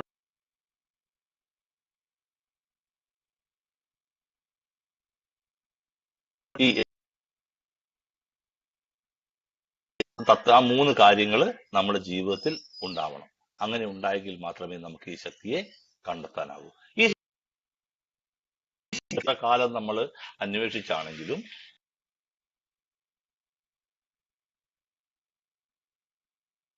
ഈ പ്രോസസ് ആനന്ദ അതിന്റെ ഭംഗിയായിട്ട് മുമ്പോട്ട് പോവുകയുള്ളൂ എന്ന് കണ്ടെത്താം. അപ്പൊ നമുക്ക് ഈ ശക്തിയെ എങ്ങനെ പറഞ്ഞു തരുന്നതാണ്, അതിനുള്ള മാർഗങ്ങൾ നിർദ്ദേശിക്കുന്നതാണ് നമ്മളെ സംബന്ധിച്ചിടത്തോളം നമ്മുടെ ബിഗ് ബുക്ക്. നമ്മുടെ പ്രശ്നങ്ങൾ പരിഹരിക്കാൻ പ്രാപ്തിയുള്ള, നമ്മളെക്കാൾ വലിയ ഒരു ശക്തിയെ കണ്ടെത്താൻ വേണ്ടി ഒരു വ്യക്തിയെ സഹായിക്കുക. അന്ന് നമുക്കറിയാം, ഇന്നത്തെ പോലെ മീറ്റിങ്ങുകളോ സ്പോൺസർമാരോ അല്ലെങ്കിൽ പുസ്തകങ്ങളോ ഒന്നും ഇല്ലാത്ത കാലത്ത് ഈ മദ്യാസക്തി എന്ന പ്രശ്നം അഭിമുഖീകരിക്കുന്ന ദശലക്ഷക്കണക്കിന് ആളുകൾ ലോകത്തുണ്ട് എന്ന് അറിഞ്ഞുകൊണ്ട് അവരിലേക്ക് സന്ദേശം എത്തിക്കാൻ വേണ്ടിയാണ് നമ്മൾ ഈ ബിഗ് ബുക്ക് എന്ന ഗ്രന്ഥം രചിക്കാൻ കാരണമായത്. 12 പടികളിലൂടെ നമുക്ക് അനുഭവവേദ്യമാക്കി തരുന്ന ഒന്നാണ് നമ്മളെക്കാൾ ഒരു വലിയ ശക്തിയെ കണ്ടെത്തുമ്പോൾ ഉണ്ടാവുന്ന ആനന്ദം എന്ന് നമുക്ക് കാണാം. അപ്പൊ തീർച്ചയായിട്ടും ആ ദൈവത്തോടുള്ള നമ്മുടെ അടുപ്പം, ആ ദൈവത്തോടുള്ള ചേർച്ച, അതിനോട് ചേർന്ന് നിന്നുകൊണ്ട് മുമ്പോട്ട് പോകാനുള്ള നമ്മുടെ തയ്യാറെടുക്കല്, അത് തന്നെയാണ് നമുക്ക് വേണ്ടത്. പലപ്പോഴും എയിൽ വന്ന് വർഷങ്ങൾ കഴിഞ്ഞിട്ടും നമ്മുടെ ഈ മാറാത്ത ഒരു സ്വഭാവമാണ് അന്വേഷണത്തിന് അതീതമായ അവജ്ഞ എന്ന് പറയുന്നത്. അത് കാര്യത്തിൽ മാത്രമല്ല, ജീവിതത്തിലെ മുഴുവൻ കാര്യങ്ങളിലും നമ്മൾ പ്രാവർത്തികമാക്കേണ്ടതാണ്. നമ്മൾ വളരെ കാലം നമ്മൾ പഠിച്ച അല്ലെങ്കിൽ ആ രീതിയിൽ വളർന്നത് കൊണ്ട് തന്നെ നമ്മൾ എല്ലാത്തിനെയും ഒറ്റയടിക്ക് അതൊന്നല്ല എന്ന് പറഞ്ഞ്, എനിക്കൊക്കെ ഒരുപാട് അനുഭവം ഉണ്ട്. എന്റെ സ്റ്റാഫൊക്കെ ചിലപ്പോൾ അത് പറയും, സാർ ആദ്യം എതിർക്കും, പിന്നെ കുറച്ച് കഴിയുമ്പോൾ അത് ശരിയാട്ടോ, അത് നമുക്ക് അങ്ങനെ തന്നെ ചെയ്യാം, എന്നാൽ കുഴപ്പമില്ല എന്ന് പറയും. സാറിന്റെ ഒരു ഗുണം അത്. അതായത് കുറച്ച് കഴിയുമ്പോൾ സാർ അത് അക്സെപ്റ്റ് ചെയ്യും എന്ന് പറയുന്നത് ഞാൻ എന്നോട് തന്നെ ചിരിച്ചുകൊണ്ട് പറഞ്ഞിട്ടുണ്ട്. ആദ്യം ഞാൻ ചിലപ്പോൾ എതിർത്തിട്ടുണ്ടാവും, അത് ശരിയാകുകയാണ്. ഈ എതിർക്കുന്നത് ഇപ്പോഴും എനിക്കറിയാം കൃത്യമായി നമ്മൾ ആലോചിക്കാതെ ഉള്ള ഒരു എതിർക്കലാണ്. കേട്ട പാതി കേൾക്കാത്ത പാതിയുള്ള എതിർക്കലാണ്. അപ്പൊ തീർച്ചയായിട്ടും ഈ ദൈവത്തെ കണ്ടെത്തേണ്ടത് എങ്ങനെയാണ് എന്ന് നമുക്കറിയാം. നമ്മൾ 2-ാമത്തെ പടിയിൽ അത് നമ്മൾ കാണാൻ തുടങ്ങുന്നു. എങ്ങനെ നമുക്ക് നമ്മളെ രക്ഷിക്കാൻ നമ്മളെക്കാൾ വലിയ ഒരു ശക്തിക്ക് മാത്രമേ പറ്റുകയുള്ളൂ എന്ന് വിശ്വസിക്കാൻ തുടങ്ങി. വിശ്വസിക്കാൻ തുടങ്ങിയതേ ഉള്ളൂ, വിശ്വസിച്ചിട്ടില്ല എപ്പോഴും. കാരണം നമുക്കങ്ങനെ എത്ര പെട്ടെന്ന് വന്നു കയറിയ ഉടനെ വിശ്വസിക്കാനൊന്നും പറ്റുകയില്ല. പൂർണ്ണമായും വിശ്വസിക്കാൻ തുടങ്ങുന്നത് മാത്രമേ ഉള്ളൂ.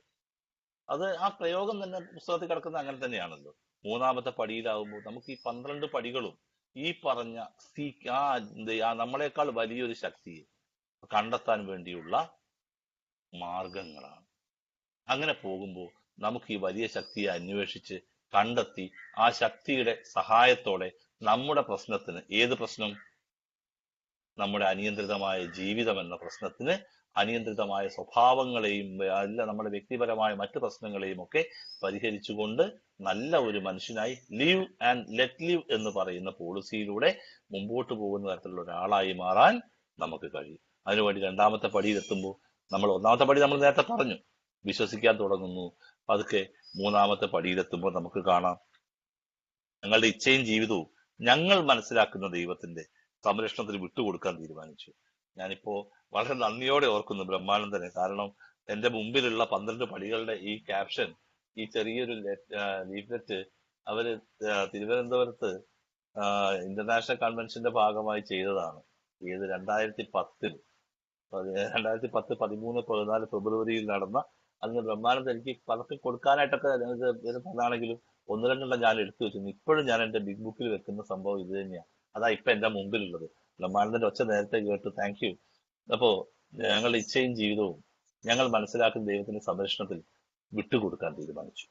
ആണ് ദൈവത്തിന് തീരുമാനിച്ചുള്ളൂ, വിട്ടുകൊടുത്തില്ല. തീരുമാനിച്ചു കൊടുക്കണം. കാരണം ഇപ്പൊ കൊടുക്കാനായില്ല. കാരണം എന്താ, ഞാൻ മാനസികമായിട്ട് അതിനുള്ള പക്വതയിലേക്ക് എത്തിയിട്ടില്ല. എളുപ്പത്തിൽ എന്തൊക്കെയാണ്, ഇച്ഛ മാത്രം പോരാ, ജീവിതവും വിട്ടുകൊടുക്കണം. വിട്ടുകൊടുക്കാനുള്ള ഒരു തീരുമാനത്തിലൂടെ മുമ്പോട്ട് പോകുന്നു. ഞങ്ങളെക്കാൾ ഒരു വലിയ ശക്തിയെ, ആ ഒരു എന്താ പറയാ, ഹയർ പവറിനെ മനസ്സിലാക്കിയെങ്കിൽ മാത്രമേ, നമുക്കതിൽ വിശ്വസിച്ചെങ്കിൽ മാത്രമേ നമുക്ക് എന്ത് പറ്റുള്ളൂ, അത് വിട്ടുകൊടുക്കാൻ കഴിയുള്ളൂ.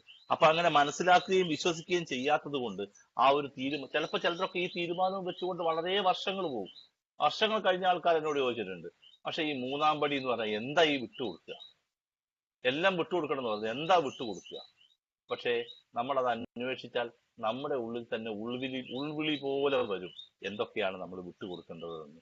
കാരണം ഈ മൂന്നാം പടിയിൽ വിട്ടുകൊടുക്കാൻ തീരുമാനിച്ച നമ്മൾ നേരെ താഴേക്ക് 4, 5, 6 പടികൾ ചെയ്യുമ്പോഴേക്കും നമ്മുടെ വീട് വൃത്തിയാക്കൽ എന്ന പദ്ധതിയിലൂടെ നമ്മൾ പുതിയ ഒരു മനുഷ്യനായി മാറും. നമ്മൾ നമ്മുടെ ഉള്ളിലേക്ക് തന്നെയാണ് നോക്കുന്നത് എന്താ വിട്ടുകൊടുക്കേണ്ടത്. അങ്ങനെ വിട്ടുകൊടുക്കണമെങ്കിൽ ഞാൻ എന്തൊക്കെ ഒഴിവാക്കേണ്ടതുണ്ടെന്ന് നമ്മൾ ശ്രദ്ധിക്കാൻ തുടങ്ങും. 4, 5, 6 നമ്മുടെ ആ വീട് വൃത്തിയാക്കൽ കഴിയുമ്പോഴേക്കും നമുക്ക് ചിലതൊക്കെ സ്വീകരിക്കാനും ചിലതൊക്കെ മാറ്റിവെക്കാനും ചിലതൊക്കെ തുറന്ന മനസ്സോടെ സ്വീകരിക്കാൻ നമുക്ക് മടിയുണ്ടാവില്ല. നമ്മളൊരു പുതിയ മനുഷ്യനായിട്ട് രൂപാന്തരം പ്രാപിക്കുന്നുണ്ട് എന്നുള്ളതൊരു സത്യമാണ്. അങ്ങനെ 11ാമത്തെ പടിയിലെത്തുമ്പോൾ നമ്മൾ എന്ത് ചെയ്യുന്നു, ഞങ്ങൾ മനസ്സിലാക്കുന്ന ദൈവവുമായിട്ടുള്ള പ്രാർത്ഥന, ധ്യാനം എന്നിവയിൽ കൂടി ഞങ്ങൾ മനസ്സിലാക്കുന്ന ദൈവവുമായി സമ്പർക്കം ദൃഢമാക്കുകയും ഞങ്ങൾക്ക് വേണ്ടി ദൈവഹിതം എന്തെന്നറിയുവാനും അത് നടത്തി കിട്ടുവാനും വേണ്ട ശക്തി തരുവാനും മാത്രം പ്രാർത്ഥിക്കുന്നു. 3 തീരുമാനിക്കുക മാത്രം ചെയ്ത, 3 നല്ലതായിട്ട് വിട്ടുകൊടുക്കാൻ തീരുമാനിച്ച, അല്ലെങ്കിൽ അങ്ങനെ ആലോചിച്ച് വന്നയാൾ 11 എത്തിയപ്പോൾ നോക്കി കൊടുത്തു കഴിഞ്ഞു. ഇനി ആ കോണ്ടാക്ട് സ്ട്രെങ്തനിങ് ആക്കാനുള്ള, ശക്തമാക്കാനുള്ള ശ്രമം മാത്രമാണ് നടക്കുന്നത്. ഒരു സചേതനമായ ബന്ധം നിലനിർത്തിക്കൊണ്ട് മുമ്പോട്ട് പോകാൻ, ദൈവഹിതമനുസരിച്ച് പ്രവർത്തിക്കാൻ, എന്റെ ഇഷ്ടമല്ല മറിച്ച് ദൈവഹിതമനുസരിച്ച് പ്രവർത്തിക്കാൻ ഉള്ള ആ ഒരു കാഴ്ചപ്പാടിലേക്ക് എത്തുന്നതായിട്ട് നമുക്ക് കാണാം. നമ്മുടെ ആ 3rd സ്റ്റെപ്പ് പ്രെയർ ഒക്കെ നമുക്ക് വളരെ കൃത്യമായിട്ട് നമ്മുടെ മുമ്പിൽ വരുന്നുണ്ട്. നമുക്കത് ചിന്തിച്ചാൽ നമുക്ക് കിട്ടും. അതേമാതിരി ആ ദൈവവുമായിട്ട് നമുക്ക് എന്താണ്, ഏതെങ്കിലും ഒരു സുഹൃത്തിനോട് തോന്നുന്ന തരത്തിലുള്ള ബന്ധം. 54ാമത്തെ പേജിൽ 1, 2, 3, 4ാമത്തെ പാരഗ്രാഫായിട്ട് വരുന്ന ഒരു സുഹൃത്തിനോട് നമുക്ക് തോന്നാറുള്ള വികാരം പോലെ തന്നെ ഞങ്ങളുടെ വ്യക്തിസത്തയുടെ ഒരു ഭാഗമാണെന്നും ഞങ്ങളോട് ഇത് കണ്ടെത്തി. ആണ് ആൽക്കഹോളിക്സ് എന്ന ദൈവത്തിന്റെ മുമ്പിൽ നമ്മൾ വലിയ എളിമയുള്ള വിനീത ദാസനായിട്ടൊന്നും നിൽക്കണ്ട. വളരെ അടുത്ത ഒരു നല്ല സുഹൃത്തിനോട് എന്ന പോലെ നമുക്ക് നമ്മുടെ കാര്യങ്ങൾ പറയാനും നമുക്ക് തുറന്ന് നമ്മുടെ ആ സന്തോഷവും സങ്കടവും എല്ലാം, കാരണം നമ്മൾ ഇച്ഛയും ജീവിതവും വിട്ടുകൊടുത്തവരാണ് നമ്മൾ. അതുകൊണ്ട് തന്നെ നമുക്ക് അത്തരത്തിൽ മുമ്പോട്ട് പോകാനും ഒക്കെയുള്ള അവസാനം നമുക്ക് കാണാൻ കഴിയും. അങ്ങനെ കാണുന്നത് കൊണ്ട് തന്നെ നമുക്ക് ആ ദൈവത്തോട് സചേതനമായ ഒരു കോണ്ടാക്ട് കീപ്പ് ചെയ്യാൻ നമുക്ക് സാധിക്കുമെന്ന് കാണാം. അപ്പൊ അങ്ങനെ മുമ്പോട്ട് പോകുമ്പോൾ ഈ ഒരു മാറ്റം, അതായത് ദൈവത്തിന് ഇങ്ങനെ വിട്ടുകൊടുക്കാൻ, 11ാം പടിയിലെ വിട്ടുകൊടുക്കലിലേക്ക് നമ്മളെ എത്തിക്കുന്നത് 4 മുതൽ 10 വരെയുള്ള പടികളിൽ, നമ്മൾ 4, 5, 6 കഴിയുമ്പോഴേക്കും നമ്മൾ പുതിയൊരു മനുഷ്യനായി കഴിയും. നമ്മുടെ കാഴ്ചപ്പാടുകളും നമ്മുടെ ചിന്തകളും നമ്മളുടെ സ്വഭാവത്തിലും ഒക്കെ ഈ മാറ്റം പ്രകടമായി കാണാൻ പറ്റും. അവിടുന്ന് അങ്ങോട്ടേക്ക് മുമ്പോട്ടേക്ക് പോകുമ്പോഴുള്ള മാറ്റം നിങ്ങൾ വായിച്ചാൽ മതി. ആ 7, 8, 9, 10 എത്തുമ്പോഴേക്കും, അതായത് ഓരോ ദിവസവും സ്വന്തമായി വിലയിരുത്തൽ തുടരുകയും തെറ്റ് ചെയ്യുമ്പോൾ അവിടെ സമ്മതിക്കുകയും ചെയ്തുകൊണ്ട് നമ്മൾ നേടിയ ആ അറിവ്, നമ്മൾ നേടിയ ആ ആത്മീയ അനുഭവം നമ്മൾ ഡെവലപ്പ് ചെയ്തുകൊണ്ടിരിക്കും. അങ്ങനെ വരുന്നത് കൊണ്ടാണ് 11ാം പടിയിൽ നമുക്ക് ഈ വലിയ ശക്തിയെ അന്വേഷിച്ച് കണ്ടെത്താൻ കഴിയുന്നത്, അതുമായിട്ട് സജീവമായ ഒരു ബന്ധം പുലർത്താൻ കഴിയുന്നു. അപ്പോൾ നമുക്ക് ബിഗ് ബുക്കിന്റെ 54ാമത്തെ പേജിൽ ഈ പറഞ്ഞ ഏതെങ്കിലും തരത്തിലുള്ള ഒരു ദൈവവിശ്വാസം ഒരു സുഹൃത്തിനോട് നമുക്ക് തോന്നാറുള്ള വികാരം പോലെ തന്നെ ഞങ്ങളുടെ വ്യക്തിസത്തയുടെ ഒരു ഭാഗമാണെന്ന് ഒടുവിൽ ഞങ്ങൾ കണ്ടെത്തി. 4ാമത്തെ പാരഗ്രാഫാണ്. ചിലപ്പോഴൊക്കെ ഞങ്ങൾ നിർഭയരായി തിരിയേണ്ടതുണ്ടായിരുന്നു, എന്നാൽ ഒടുവിൽ ദൈവം അവിടെ തന്നെ ഉണ്ടായിരുന്നു. ഞങ്ങളുടെ അവശേഷിക്കലോളം തന്നെ യഥാർത്ഥമായ ഒന്നായിരുന്നു ദൈവം. ആ മഹത്തായ യാഥാർത്ഥ്യം അഗാധസ്പർശിയായി ഉള്ളിന്റെ ഉള്ളിൽ ഞങ്ങൾ കണ്ടു. ആത്യന്തിക വിശന്നത്തിൽ അവിടെ മാത്രമേ അദ്ദേഹത്തെ കാണാൻ കഴിയൂ. എവിടെ? ഉള്ളിന്റെ ഉള്ളിൽ മാത്രമേ അദ്ദേഹത്തെ കാണാൻ കഴിയൂ. അത്രമേൽ ശക്തി ഞങ്ങളോടൊപ്പം ഉണ്ടായിരുന്നു ആണ്. അത് താഴെ മുഴുവനാണത്. അത്രമേൽ. കാരണം ആ ശക്തിയെ പുറമേ നോക്കിയാൽ കാണില്ല. ടാഗോറിന്റെ ഗീതാഞ്ജലി പറഞ്ഞത് ഇത് തന്നെയാണ്. ഈശ്വരനെ കാണണമെങ്കിൽ എവിടെ നോക്കണം? നമ്മുടെ ഉള്ളിൽ. ഇത് തന്നെയാണ് നാരായണ ഗുരു പറഞ്ഞത്. ഓക്കെ, അപ്പോ ആ ശക്തിയെ നമ്മുടെ അഗാധ സ്പർശിയായി നമ്മുടെ ഉള്ളിന്റെ ഉള്ളിൽ തന്നെ ആ ശക്തി വിളങ്ങുന്നത് നമുക്ക് കാണാൻ കഴിയും. അതുകൊണ്ട് ആ ഹനുമാൻ ചങ്ങ് പൊളിച്ച് കാണിച്ച ചിത്രമൊക്കെ നിങ്ങൾക്ക് അറിയാം. അപ്പൊ തീർച്ചയായിട്ടും നമ്മൾ ആ തരത്തിൽ ചെയ്യുമ്പോൾ നമുക്ക് ആ ശക്തിയുമായിട്ടുള്ള സചേതനമായ അനുഭവവേദ്യമായ, പലരും പറയുന്നത് കേട്ടിട്ടുണ്ട്, ഞാൻ ആ തലത്തിലൊന്നും ആയിട്ടില്ല. അതുകൊണ്ട് തന്നെ സചേതനമായ അനുഭവവേദ്യമായ തരത്തിൽ നമുക്ക് കാണാൻ കഴിയും. അതുപോലെ തന്നെ നമ്മുടെ ആത്മീയ അനുഭവം എന്ന് പറയുന്ന ആ ചാപ്റ്ററിൽ 214ാമത്തെ പേജിൽ ഏതാണ്ട് 4ാമത്തെ പാരഗ്രാഫ്, ഞങ്ങളെക്കാൾ ഒരു വലിയ ഒരു ശക്തി എന്നതാണ് ഞങ്ങളുടെ ആത്മീയ അനുഭവത്തിന്റെ അന്തസത്ത എന്ന് ഞങ്ങളിൽ ഭൂരിഭാഗവും. ഞങ്ങളെക്കാൾ വലിയ ഒരു ശക്തിക്ക് വിട്ടുകൊടുക്കണമെന്ന് കേട്ട വലിയ ശക്തിക്ക് മാത്രമേ ഞങ്ങളെ സുബോധവാന്മാരാക്കുകയുള്ളൂ എന്ന് കണ്ട ആ സംഭവം ഇവിടെ എത്തിയപ്പോ ഞങ്ങൾ എന്ത് ചെയ്തു? ആ ഒരു ശക്തി, ഞങ്ങളുടെ ആത്മീയ അനുഭവത്തിന്റെ അന്തസത്ത അതാണ്. ആ വലിയ ശക്തിയെ കണ്ടെത്തി എന്നുള്ളത്. ഈ വലിയ ശക്തിയെ കുറിച്ച് കേട്ടപ്പോഴൊക്കെ, ഈ വലിയ ശക്തിയെ കുറിച്ചുള്ള പരാമർശങ്ങൾ വന്നപ്പോഴൊക്കെ, ഈ വലിയ ശക്തിയെ ഞാൻ കണ്ടെത്തേണ്ടതുണ്ടെന്ന് ആരെങ്കിലും എന്നോട് പറഞ്ഞപ്പോഴൊക്കെ ഞാൻ എന്ത് ചെയ്തു? ഈ പറയുന്ന അന്വേഷണത്തിന് അതീതമായ അവജ്ഞയോടെ തള്ളിക്കളഞ്ഞു. ഒരിക്കൽ പോലും അത് ചെവിക്കൊള്ളാൻ ഞാൻ തയ്യാറായില്ല.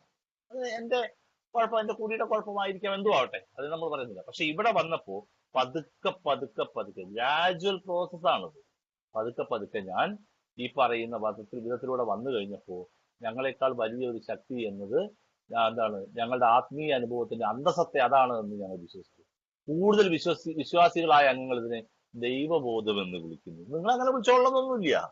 കൂടുതൽ വിശ്വാസികളാണെങ്കിൽ അവരെന്ത് ചെയ്യുന്നു? ഏത് വിശ്വാസികൾ? ഈശ്വര വിശ്വാസികളാണെങ്കിൽ അവരതിനെ ദൈവബോധം എന്ന് വിളിക്കുന്നു.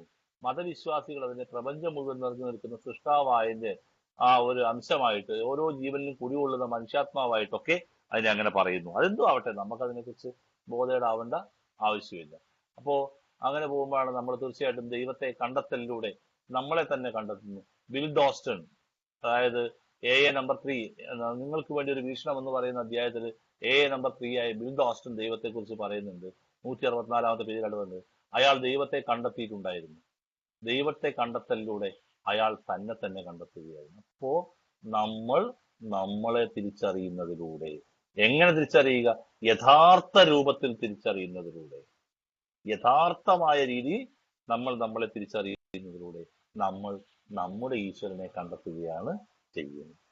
അതുപോലെ നമ്മുടെ 214ാമത്തെ പേജിൽ തന്നെ നമുക്ക് കാണാം ചില അപവാദങ്ങൾ. ജനുവരി 15 ഡെയിലി റിഫ്ലക്ഷൻ ആണ്.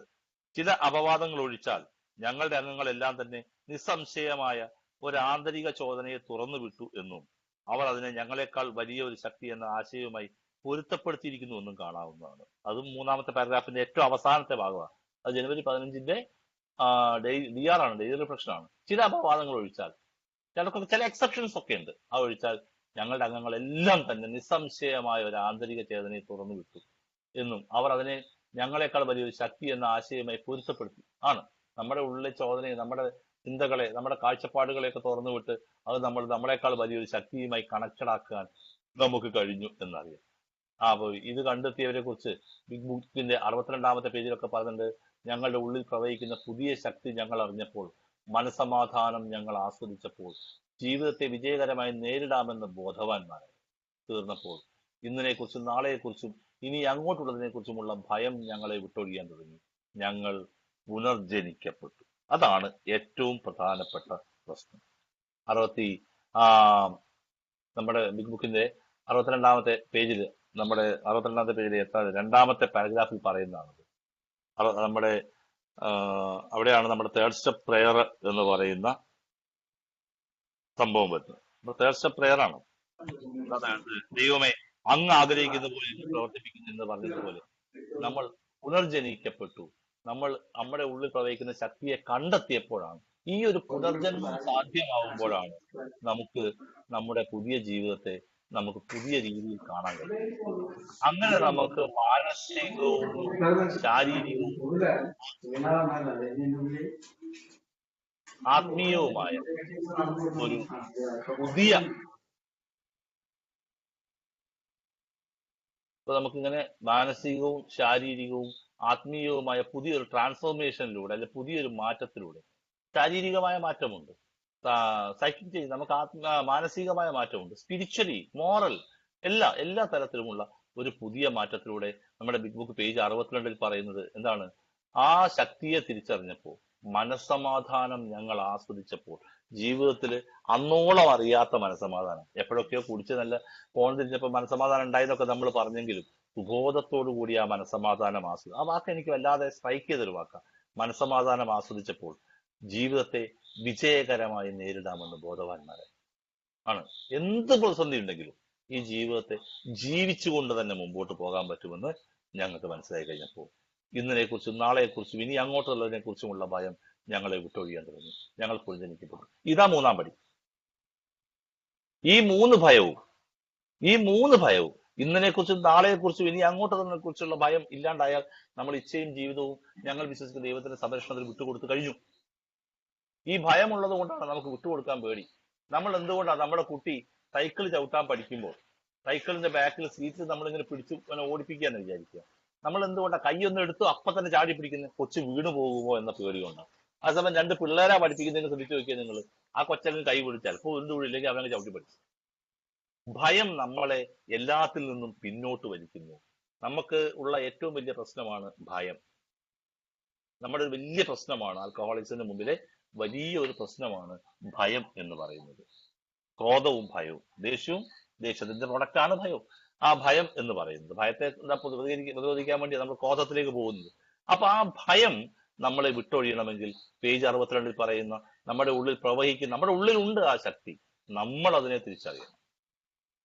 തിരിച്ചറിഞ്ഞു കഴിയുമ്പോൾ ഇന്നതിനെക്കുറിച്ചും നാളെയെക്കുറിച്ചും ഇനി അങ്ങോട്ടുള്ളതിനെ കുറിച്ചുമുള്ള ഭയം വിട്ടൊഴിഞ്ഞ് പുനർജനിക്കപ്പെടുമ്പോൾ, ഇപ്പൊ നമ്മുടെ ബർത്ത്ഡേ വളരെ കറക്റ്റാ അല്ലേ? ഒരു പുനർജന്മത്തിന്റെ എന്നൊക്കെ നമ്മൾ പറയുമെങ്കിലും എങ്ങനത്തെ പുനർജന്മം ഉണ്ടാവണ്ടേ? അങ്ങനെ ഉണ്ടെങ്കിലേ ബർത്ത്ഡേക്ക് അർഹതയുള്ളൂ എന്ന് എനിക്ക് തോന്നുന്നു. ഈ തരത്തിൽ പുനർജനിക്കപ്പെടുമ്പോൾ നമുക്ക് ഈ തരത്തിലേക്ക് മുമ്പോട്ട് പോകാൻ കഴിയും. അപ്പൊ തീർച്ചയായിട്ടും തുറന്ന മനസ്ഥിതിയിൽ ഒരു മാറിയ മനോഭാവവും സന്നദ്ധതയും എളിമയും ഉൾക്കൊണ്ടുകൊണ്ട് നമ്മൾ മുമ്പോട്ട് പോകുമ്പോൾ വ്യത്യസ്തമായ ആശയങ്ങളെയും അഭിപ്രായങ്ങളെയും ആദരവോടെ ഉൾക്കൊള്ളാൻ, നമ്മൾ നേരത്തെ കാണിച്ച മാതിരി അവജ്ഞയോടെ തള്ളിക്കളയുന്നതിന് പകരം ആദരവോടെ ഉൾക്കൊള്ളാൻ കഴിയുന്ന ഒരു തുറന്ന മനോഭാവം, തുറന്ന മനസ്ഥിതി നമുക്കുണ്ടാവുന്നു. മറ്റുള്ളവർക്ക് പറയാനുള്ളവർ എന്തെങ്കിലും വസ്തുതയുണ്ടോ, എന്തെങ്കിലും കാര്യങ്ങളുണ്ടോ എന്ന് പരിഗണിക്കാൻ, അതൊന്ന് കേൾക്കാനുള്ള സന്നദ്ധത നമുക്കുണ്ടാവുന്നു. അത് കേട്ട് അതിനെക്കുറിച്ചൊന്ന് ആലോചിക്കാനുള്ള തുറന്ന മനസ്ഥിതി നമുക്കുണ്ടാവുന്നു. എല്ലാത്തിനും എനിക്ക് ഉത്തരമുണ്ട്, ഞാൻ എല്ലാത്തിനും ഉത്തരം പറയുന്നവനാണ്, എല്ലാം തികഞ്ഞവനാണെന്ന ധാരണ നമ്മളത് മറക്കുകയും എന്നെക്കാൾ കൂടുതൽ എനിക്കറിയാവുന്ന കാര്യങ്ങളെക്കാൾ കൂടുതൽ കാര്യങ്ങൾ പറഞ്ഞു തരാൻ കഴിവുള്ള വലിയ ശക്തിയെക്കുറിച്ചുള്ള ബോധ്യം, ആ വിനയം ഉണ്ടാവുകയും ചെയ്യുന്നു. ആ വിനയമാണ് നമുക്കൊരു തുറന്ന മനസ്ഥിതി എന്ന് പറയുന്ന കാഴ്ചപ്പാടിലേക്ക് എത്തുന്നത്. വാതിൽ തുറന്നു വെക്കുന്നത് പോലെ കാതും മനസ്സും തുറന്നു വെച്ചുകൊണ്ട് പുറമെ കേൾക്കാനും അതേമാതിരി ഹൃദയത്തിലേക്ക് ഉൾക്കൊള്ളാനും ഹൃദയത്തിൽ വെച്ച് മനനം ചെയ്യാനും മനനം ചെയ്ത് ആവശ്യമുള്ളത് സ്വീകരിക്കുകയും നമ്മുടെ കിഡ്നി ചെയ്യുന്ന മാതിരി ബാക്കിയുള്ളത് പുറന്തള്ളുകയും ചെയ്യാനും ഒക്കെ നമുക്ക് കഴിയുന്നത് അങ്ങനെയാണ്. അറിഞ്ഞതിനേക്കാൾ ഇനിയും അറിയാനുണ്ട് എന്നും നോൺ ടു അൺനോൺ എന്ന് പറയുന്ന മാതിരിയാ. അറിഞ്ഞതിനേക്കാൾ ഇനിയും അറിയാനുണ്ടെന്നും അത് സ്വീകരിക്കാൻ തയ്യാറാവുന്ന മനോഭാവവും, ഞാനല്ല വലിയവൻ, ഞാനാണ് വലിയവൻ നടത്തുന്നത്, ഞാനല്ല വലിയവൻ എന്ന് പറയല്ല അങ്ങനെ ചിന്തിക്കാൻ നമുക്ക് കഴിയുന്നത്. അപ്പോ മുൻവിധിയില്ലാതെ എന്റെ അറിവിനും ധാരണയ്ക്കും വിശ്വാസത്തിനും സങ്കല്പത്തിനും അതീതമായി വളരെ പുതിയ കാര്യങ്ങളും ആശയങ്ങളും അഭിപ്രായങ്ങളും ഉൾക്കൊള്ളുന്നതിൽ അസഹിഷ്ണുതയില്ലാതിരിക്കുക എന്നുള്ളത് തന്നെയാണ് നമുക്ക് തുറന്ന മനസ്ഥിതി എന്ന് പറയാം. ലേൺ ടു ലിസൺ, വളരെ മനോഹരമായ ഒരു പ്രയോഗമാണ് learn to listen and then listen to learn എന്നുള്ളത്. ലേൺ ടു ലിസൺ, നമുക്ക് കേൾക്കാൻ പഠിക്കാം, അതേമാതിരിയോ കേട്ടതിൽ നിന്ന് ചിന്തിച്ച് നമുക്ക് കാര്യങ്ങൾ മനസ്സിലാക്കാൻ കഴിയും. അപ്പോ നമ്മുടെ ആത്മീയ അനുഭവം എന്ന് പറയുന്നത് വീണ്ടും ഞാൻ അവസാനത്തിലേക്ക് വരികയാണ്, അവസാനിപ്പിക്കുകയാണ്. 1:10 എനിക്ക് 2:15 മീറ്റിംഗ് ഉണ്ട്, അതുകൊണ്ടാണ്. അപ്പോ നമ്മുടെ ആത്മീയ അനുഭവം എന്ന് പറയുന്ന ആ ഇതില് വളരെ കൃത്യമായി പറയുന്ന നിങ്ങൾ വായിച്ചാൽ മതി, ഹെർബർട്ട് സ്പെൻസറിന്റെ മനോഹരമായ ലോകം അംഗീകരിക്കുന്ന ഒരു കൊട്ടേഷനാണ് അത്. അന്വേഷണത്തിന് എല്ലാ അറിവുകൾക്കുമെതിരെ ഒരു തത്വമുണ്ട്. എല്ലാ അറിവുകൾക്കുമെതിരെ ഒരു തത്വമുണ്ട്. എല്ലാ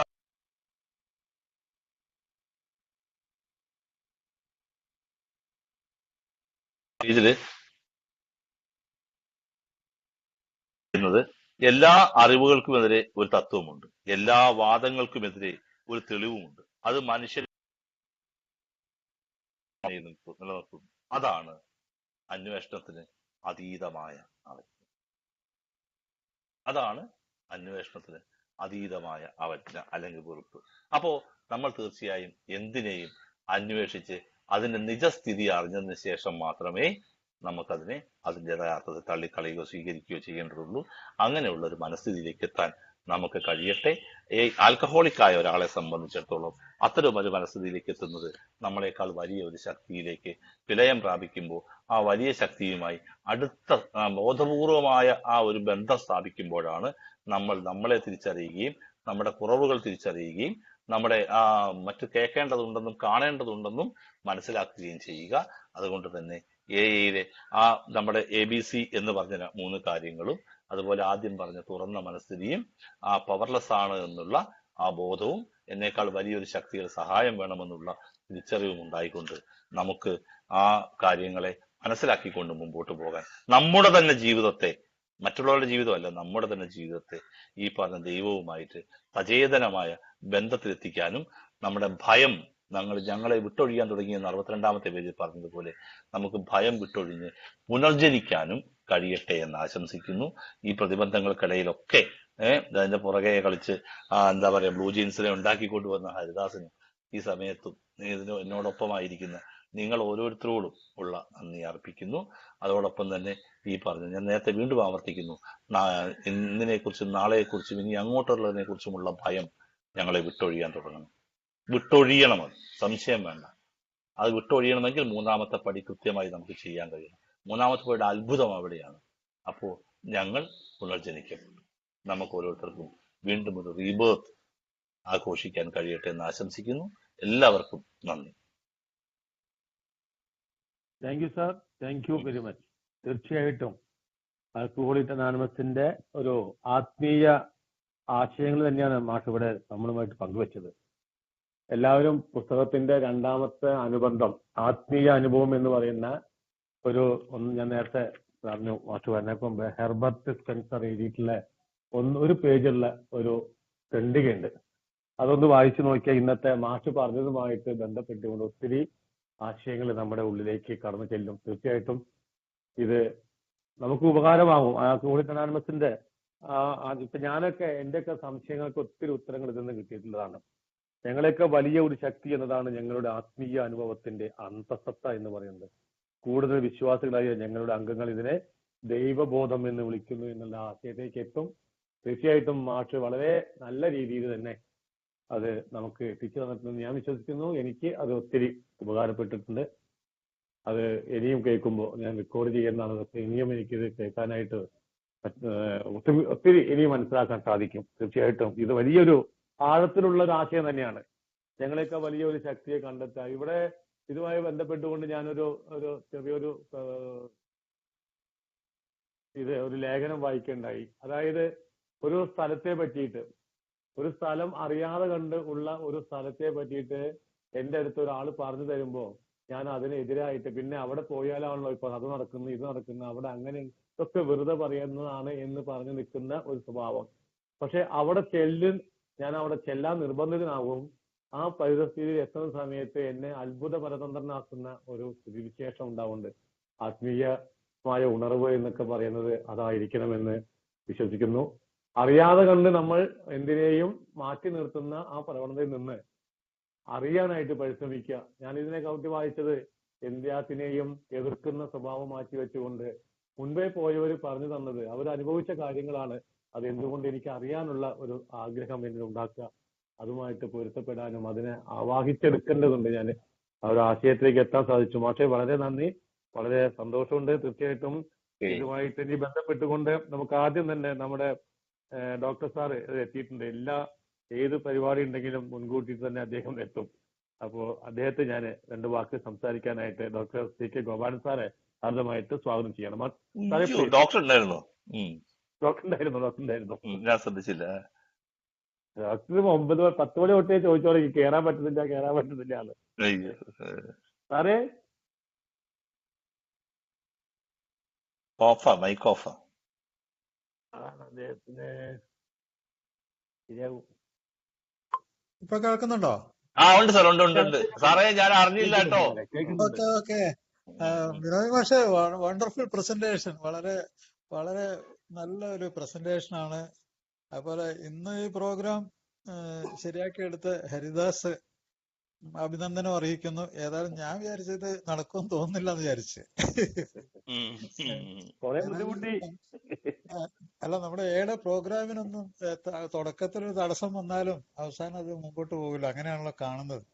ഏതായാലും നല്ലൊരു സംഗതി. അപ്പൊ ഞാന് 2 വാക്ക് ഞാൻ പറയാൻ ആഗ്രഹിക്കുന്നു. അതില് പ്രധാനപ്പെട്ട ഒരു സംഗതി എന്താ വെച്ചാല്, നമ്മുടെ ഈ ആൽക്കഹോളിക്സ് അനോണിമസിന്റെ ഈ പ്രോഗ്രാമില് ആദ്യമായിട്ട് കടന്നു വരുന്ന ആൾക്കാര്, അവർക്ക് ഈ ആത്മീയത എന്ന് പറഞ്ഞാൽ അവര് ഇരുട്ടിൽ തപ്പുന്ന ഒരു പരിപാടിയാണ്.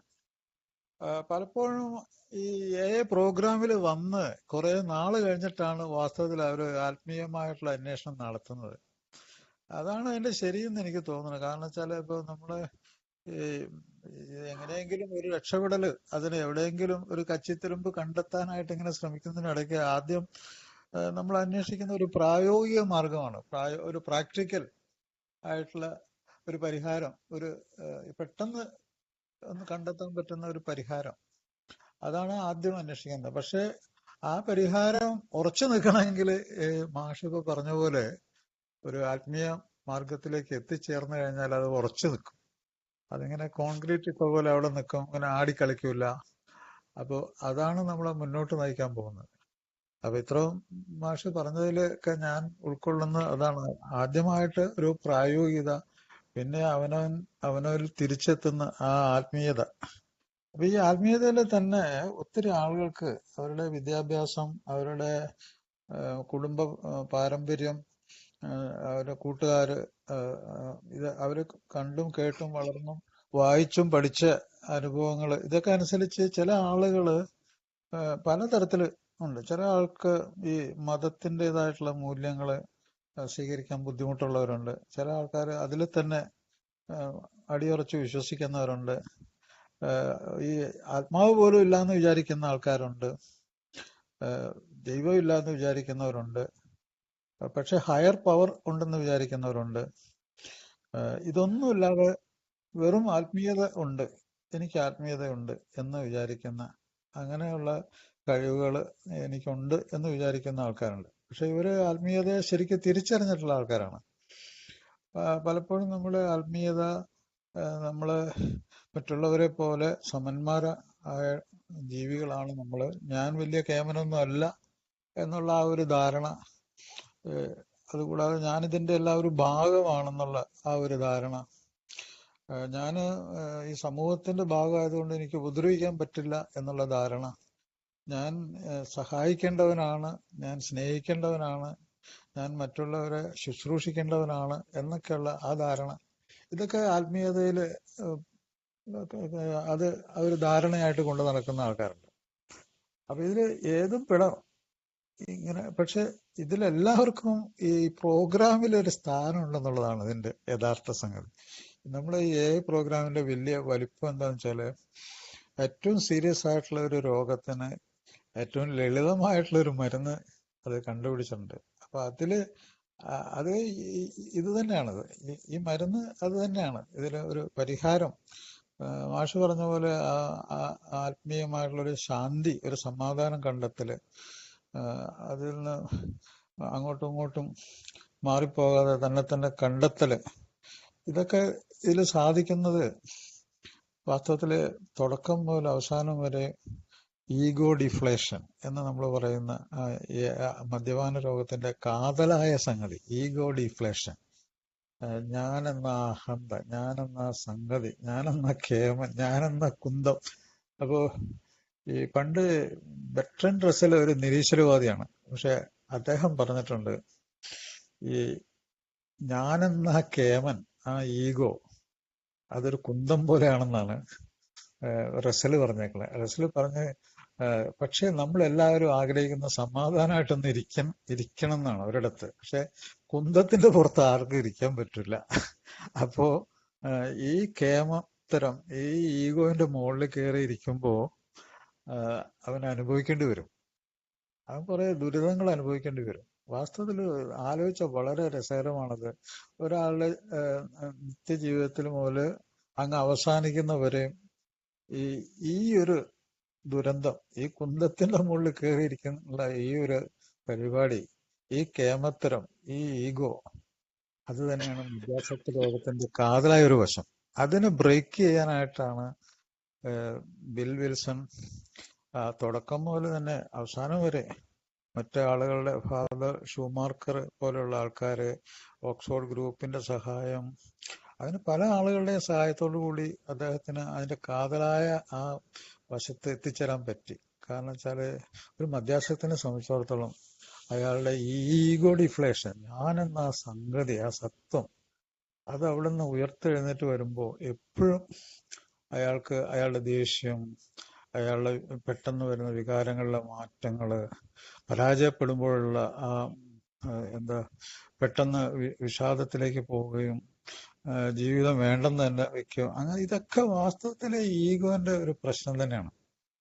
ആ ഈഗോ ശരിക്ക് ഡീഫ്ലേറ്റ് ചെയ്യാൻ, അത് ഒരു വലിയ വീർത്ത് കിടക്കുന്ന ആ ബലൂണിലുള്ള ആ ഗ്യാസ് അങ്ങോട്ട് ഒഴിഞ്ഞു പോയി കഴിഞ്ഞാല് അതൊന്നുമല്ല എന്നുള്ള ഇതിലെത്തിച്ചേരുന്ന സമയത്ത്, അതിനാണ് നമ്മൾ ഈ പ്രോഗ്രാമില് സത്യം കണ്ടുപിടിക്കുന്നത് അപ്പൊ തന്നെ. പക്ഷെ എന്റെ സുഹൃത്തുക്കളോട് എനിക്ക് പറയാനുള്ളത് വെച്ചാല്, വരുന്ന ആളുകളില് ആത്മീയത നമ്മൾ അടിച്ചേൽപ്പിക്കാതെ അവനെ പ്രായോഗികതയിലെ മാർഗത്തിലൂടെ എങ്കിലും ഒരു 5-6 മാസം അവനെ ഈ പ്രോഗ്രാമിലെ ആളുകളായിട്ട് കൈകോർത്ത് പിടിച്ച്, അവനെ സ്നേഹിക്കുന്ന ആളുകള്, അതിൽ കൂടി അവൻ പോയി അവൻ ഗ്രാജുവലായിട്ടാണ് മനസ്സിലാക്കേണ്ടത്. ഈ ആത്മീയതയെക്കുറിച്ച് അവൻ കണ്ടെത്തേണ്ട സംഗതിയാണ്.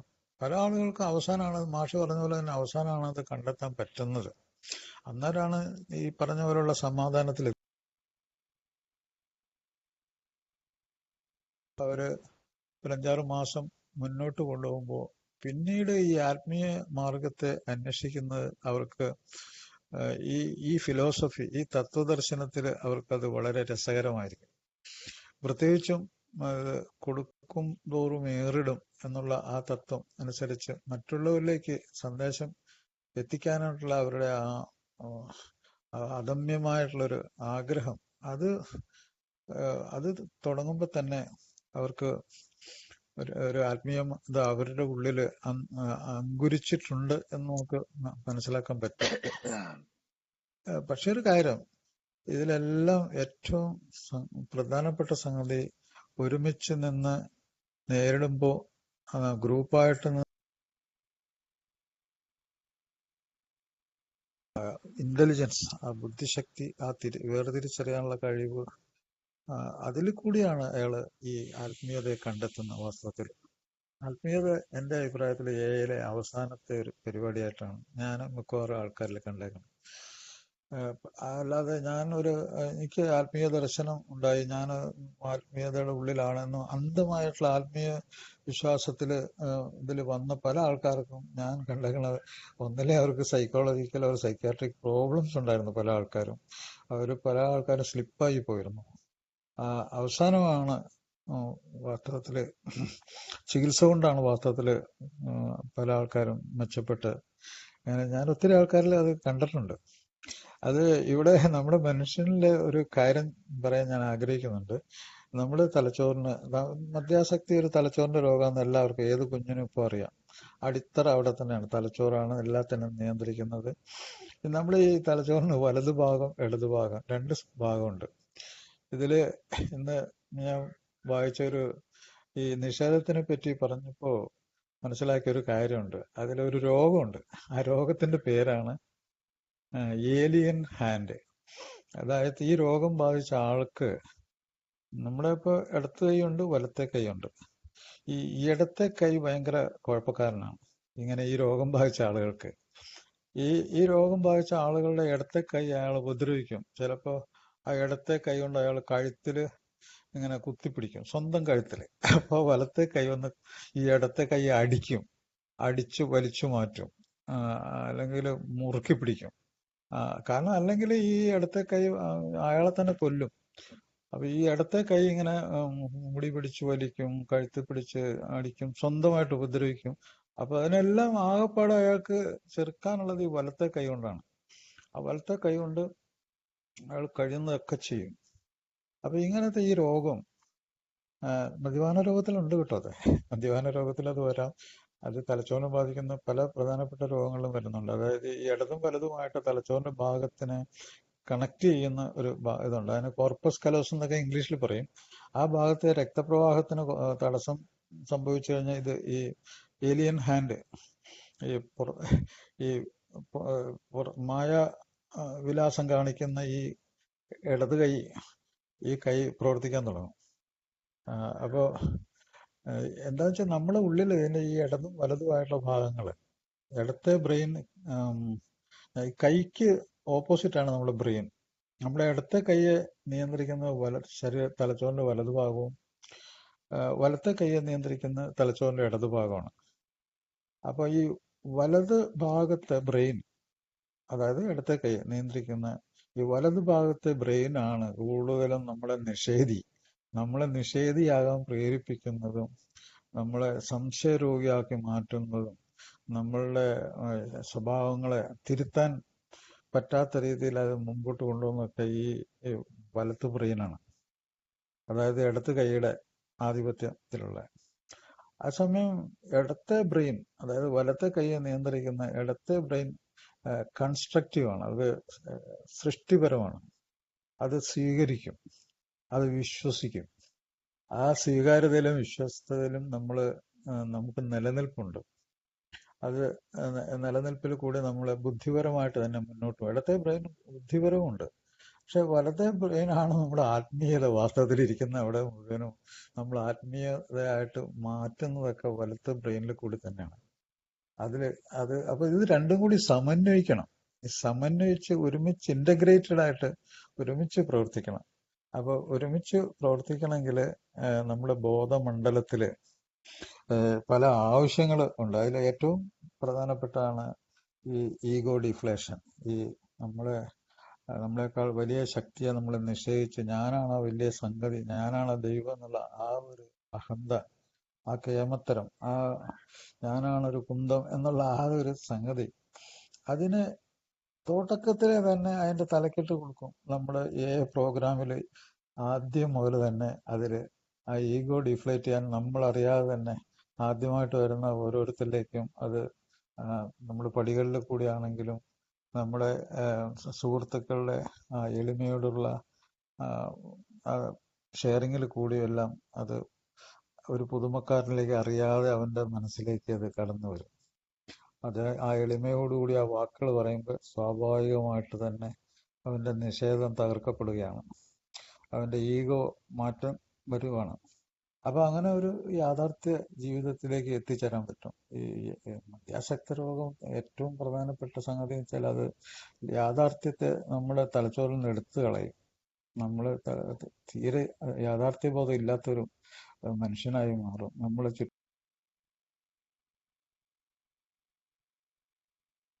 ഈ റിലേഷൻ തന്നെ വാസ്തവത്തിൽ ഒരു ബോധമാണെന്ന് എല്ലാവർക്കും അറിയാം. പക്ഷെ ആ റിലേഷൻ ഇല്ലാതാവും. അതുകൂടാതെ നമ്മുടെ ശരീരത്തിനോടുള്ള നമ്മുടെ ബന്ധവും മനസ്സിനോടുള്ള ബന്ധവും പോകും. അവിടെ ഇതെല്ലാം പോയി കഴിഞ്ഞാൽ പിന്നെ എവിടെ നിന്നാണ് ആത്മീയത വരുന്നത്?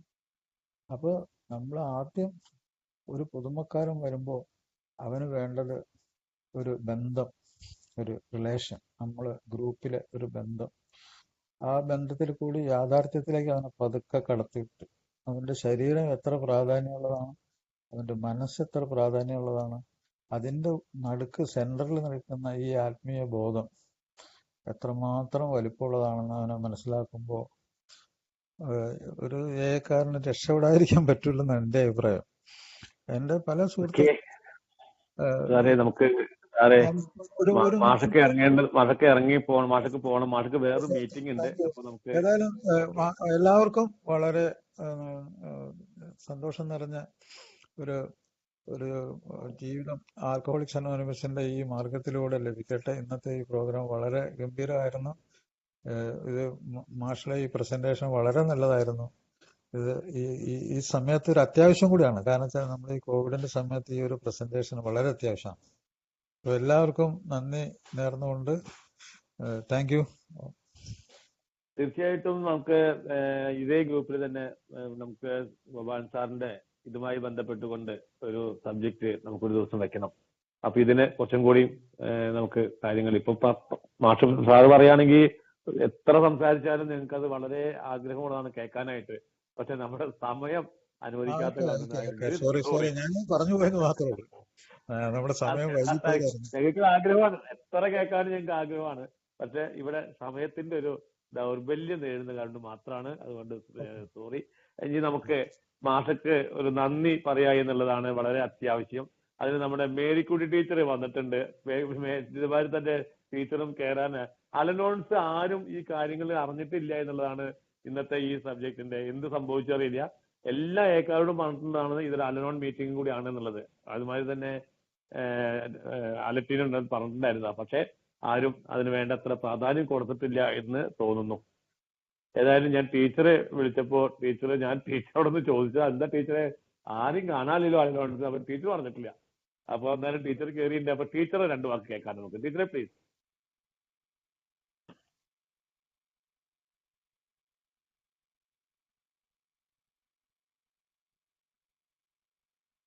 ടീച്ചർ കേൾക്കുന്നില്ലേ? മൈക്ക് ഓപ്പൺ ചെയ്യണം ടീച്ചറെ.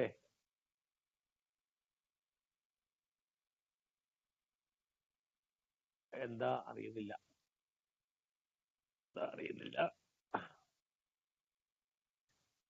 ഹലോ ഓക്കെ നമുക്ക് ഹലോ ഞാൻ കൊല്ലത്തുനിന്നാണ്. ജൈജുവിന്റെ വൈഫാ. ഞാനും ജയന്റോടൊപ്പം കേൾക്കുന്നുണ്ടായിരുന്നു. സാറ് പറഞ്ഞ ദൈവത്തിലുള്ള വിശ്വാസം നന്നായിട്ട്, സത്യം പറഞ്ഞാൽ ഞാൻ അത് ഒരുപാട് എനിക്ക് വളരെയധികം ഇഷ്ടപ്പെട്ടു. നന്ദി. ഇതുപോലുള്ള പരിപാടികൾ ഇനിയും സംഘടിപ്പിക്കണം. വളരെ നന്നായിരുന്നു. Thank you. അച്ഛാ അപ്പൊ ഇതില് അലനോൺസ് വേറെ രീതിയിൽ കേൾക്കുന്നുണ്ടായിരുന്നു. മതി. ഓക്കെ, സന്തോഷമുണ്ട് ഷൈജു. ടീച്ചർ കേൾക്കുന്നില്ല. അടുത്ത ആരാണ്? ലാൽജി MP. കൃഷ്ണൻ നിൽക്കാണ്ടൊക്കെ ആൾക്കാരെ MP MLA ആവുന്നത്. ലാൽജി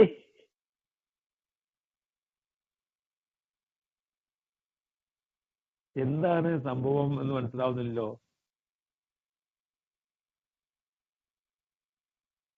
അപ്പൊ ഞാനൊരു കാര്യം ചെയ്യാം. ആർക്കാണ് മാഷക്ക് അല്ലെങ്കിൽ എന്തെങ്കിലും നിങ്ങൾക്ക് ചോദിക്കാണെങ്കിൽ ചോദിച്ചോളൂ. ഇനി നന്ദി പറയാന്നുള്ളത് മാത്രമല്ല, ചോദിക്കാനുള്ളത് ചോദിക്കാം. ഞാൻ ഒന്നും മിണ്ടാതെ നിൽക്കാം. ആർക്കാരും ചോദിച്ചോളൂ പ്ലീസ്. സമയം കളയണ്ട. 2 മണി ആവുമ്പോൾ മുമ്പ് മാഷ് പോകും.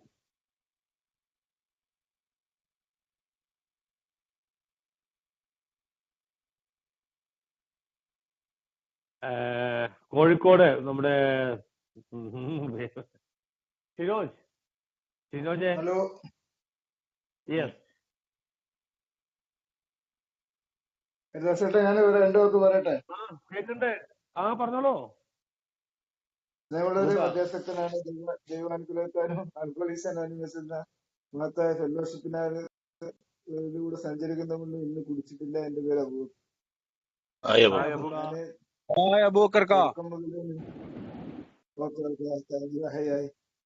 തുടക്കത്തിൽ തന്നെ നമ്മള് തോമസ് സാറിന്റെ ഷെയറിങ് കേട്ടു. അപ്പൊ അതിൽ ഏക്കാരുടെ വസ്ത്രധാരണം മറ്റുള്ളത് ഞാൻ ഇന്ന് ഇപ്പൊ വീട്ടിൽ നിന്ന് രാവിലെ മടി പിടിച്ച കാരണം രാവിലെ കുളിച്ചിട്ടൊന്നുമില്ല. കുളിക്കേണ്ട വലിയ അശുദ്ധിയൊന്നുമില്ല, പിന്നെ ചെറിയ അശുദ്ധി. പക്ഷെ ഈ ആൽക്കഹോളിക്സ് അനോണിമസിന്റെ ഇതെന്നല്ല, ഈ നല്ല പരിപാടികൾക്ക് പോകുമ്പോൾ നമ്മൾ വൃത്തിയായിട്ട് പിന്നെ നിക്കണം എന്നല്ല. പിന്നെ എന്റെ ഭാര്യ ചോദിക്കും നിങ്ങളെന്തിനാ ഈ പിന്നെ വീട്ടിൽ നിന്ന് ഇപ്പൊ ഈ പുറത്തു പോകുന്നില്ല, ആ കള്ളിത്തുണിയാ ബനിയന് മാത്രം ഇട്ടാ പറയുന്ന, വേറുള്ളവർക്ക് ഇത് അലക്കേണ്ട ആവശ്യമില്ല. അപ്പൊ ഞാൻ പറഞ്ഞ ഏറ്റവും കൂടുതൽ എനിക്ക് മീറ്റിങ്ങിലായാലും നിസ്കരിക്കുമ്പോഴായാലും ഞാൻ ദൈവം എന്നെ വൃത്തിയായിട്ട് കാണാനാണ് ആഗ്രഹിക്കുന്നത്. പണ്ട് ഞാൻ എങ്ങനെ നടന്നു എന്നുള്ളതല്ല. അപ്പൊ അതുകൊണ്ട് ആദ്യം എന്നോട് അന്ന് മാഷ കാത്തു നിൽക്കുമ്പോ അതുവരെയുള്ള ഷെയറിങ്ങിന് ക്ഷണിച്ചപ്പോ ഞാൻ വരാറിഞ്ഞാണ്, ഞാൻ കുളിക്കാൻ പോയി.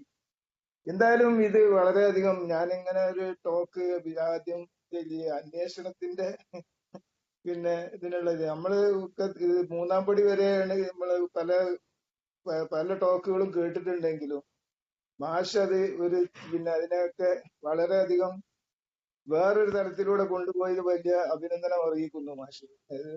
മാഷ് പൊക്കി പറയില്ല. ഞാനത് ചിലതൊക്കെ നോട്ട് ചെയ്തിട്ടുണ്ട്. അങ്ങനെ ഈ നമുക്ക് കിട്ടുന്ന അറിവുകള്, ഈ ആത്മീയമായ ഈ അനുഭവം, ഞാനിപ്പോ ലോക്കിലൊക്കെ കുടുങ്ങി കിടക്കുന്ന അവസ്ഥയില് നമുക്ക് ഇതിൽ നിന്നൊക്കെ മുക്തമാകാന് ഒന്നും കൂടെ സഹായകരമാകുന്നുണ്ട് ആ സംസാരം. അത് വളരെയധികം നന്നായി ചെയ്തു. ഇനി അതിനെ പറ്റി കൂടുതൽ നമുക്ക് വിശകലനം നടത്താൻ നമ്മളെ ഗ്രൂപ്പിലൊക്കെ സമയമുണ്ട്.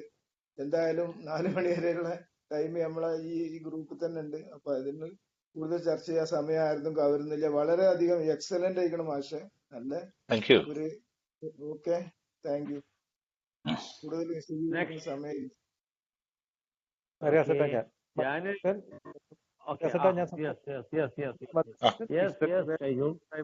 ഇന്നേ ദിവസം മന്ത്രിച്ചിട്ടില്ല. എന്റെ പേര് ഷൈജു. ശരിക്കും വളരെ വളരെ മനോഹരമായ സബ്ജക്റ്റ്. പക്ഷെ ഞാനിത് ശരിക്കും രാവിലെ മുതലേ വളരെ ഇതിലിരിക്കുകയായിരുന്നു. കാര്യം ഈ കണ്ടംപ്റ്റ് പ്രിയർ ടു ഇൻവെസ്റ്റിഗേഷൻ, അതായത് നമ്മൾ ആ ഒരു അന്വേഷണത്തിന് മുമ്പ് ഇതിനകത്ത് കൂട്ടായ്മയിൽ ഏറ്റവും കൂടുതൽ സംഭവിച്ചുകൊണ്ടിരിക്കുന്ന ഒരു കാര്യമാണ്. ഞാനപ്പോ എനിക്ക് കൊല്ലത്തൊക്കെ ഈ കാര്യങ്ങൾ ഇങ്ങനെ വന്നിട്ട് നമ്മൾ ഇതിനെ പറ്റി പറയുമ്പോഴത്തേക്ക് എന്താണെന്ന് തിരിച്ചറിയുന്നതിന് മുമ്പേ തന്നെ അതിനൊരു മുൻധാരണയോടുകൂടി അതിനെ ആ കാണുന്ന രീതി, അത് ശരിക്കും ആ ഒരു ടൈറ്റിലിൽ തന്നെ അതിനകത്ത് കംപ്ലീറ്റ് ആയിട്ട് ഉണ്ടായിരുന്നു എന്നുള്ളതാണ്. അത് കാരണം വളരെ താല്പര്യത്തോടുകൂടി തന്നെ നിൽക്കുകയായിരുന്നു. അപ്പൊ ഇന്നിപ്പോ ഞായറാഴ്ച മറ്റു കാര്യങ്ങളൊന്നും ഇല്ല എന്നുള്ളതുകൊണ്ട് കുടുംബമായിട്ട് തന്നെ ഇരിക്കാൻ പറ്റി. പക്ഷെ മാഷ് അത് കൊണ്ടെത്തിച്ചത് 3-ാം പടിയിലായപ്പോഴത്തേക്ക് അത് വളരെ മനോഹരമായി. കാര്യം 99, ഞാൻ എപ്പോഴും പറയുന്നൊരു കാര്യം, 99.99% പോരാ, 100% വിട്ടുകൊടുക്കാൻ ദൈവത്തോട് കഴിഞ്ഞെങ്കിൽ മാത്രമേ എനിക്ക് ഇതിനകത്ത് നീതിപൂർവ്വം നിൽക്കാൻ പറ്റുള്ളൂ എന്ന് ഞാൻ മനസ്സിലാക്കിയിട്ടുണ്ടായിരുന്നു. ഒരല്പം പോലും സംശയത്തിന് ഒരിത് കൊടുക്കരുത്. പക്ഷെ ഇന്ന് മാഷിന്റെ ആ ഒരു ഇത് ഞാൻ തീർച്ചയായിട്ടും എൻ്റെ വൈഫിനെ കൂടെ വിളിച്ചിരുത്തിയത് ആ ഒരു കാര്യം നീയും കൂടെ ഉൾക്കൊള്ളുക എന്നുള്ള രീതിയിലായിരുന്നു. അതെനിക്ക് വളരെ ചാരിതാർത്ഥ്യത്തോടെ തന്നെ പറയുന്നു. മാഷ് അത് നന്നായിട്ട് നീതിപൂർവ്വമായിട്ട് തന്നെ പെരുമാറി എന്നുള്ളതാണ് ഇത്രയും സംസാരിച്ചത്. ഇത്ര ലേറ്റ് ആയെങ്കിലും അത് വളരെ നന്നായി, വളരെ മനോഹരമായിട്ട് തന്നെ പറഞ്ഞു. എനിക്ക് ഒരുപാട് പ്രയോജനപ്പെട്ടു കുടുംബമായിട്ട്. സന്തോഷം മാഷെ. Thank you. Thank U. എന്തായാലും തമാശയിൽ ഞാനൊരു കാര്യം പറയട്ടെ, ഈ സബ്ജക്ട് കണ്ടുപിടിച്ച ആൾക്കും ഒരു താങ്ക്സ് സംഭവം. സംഭവിക്കാനൊന്നും പോണില്ല.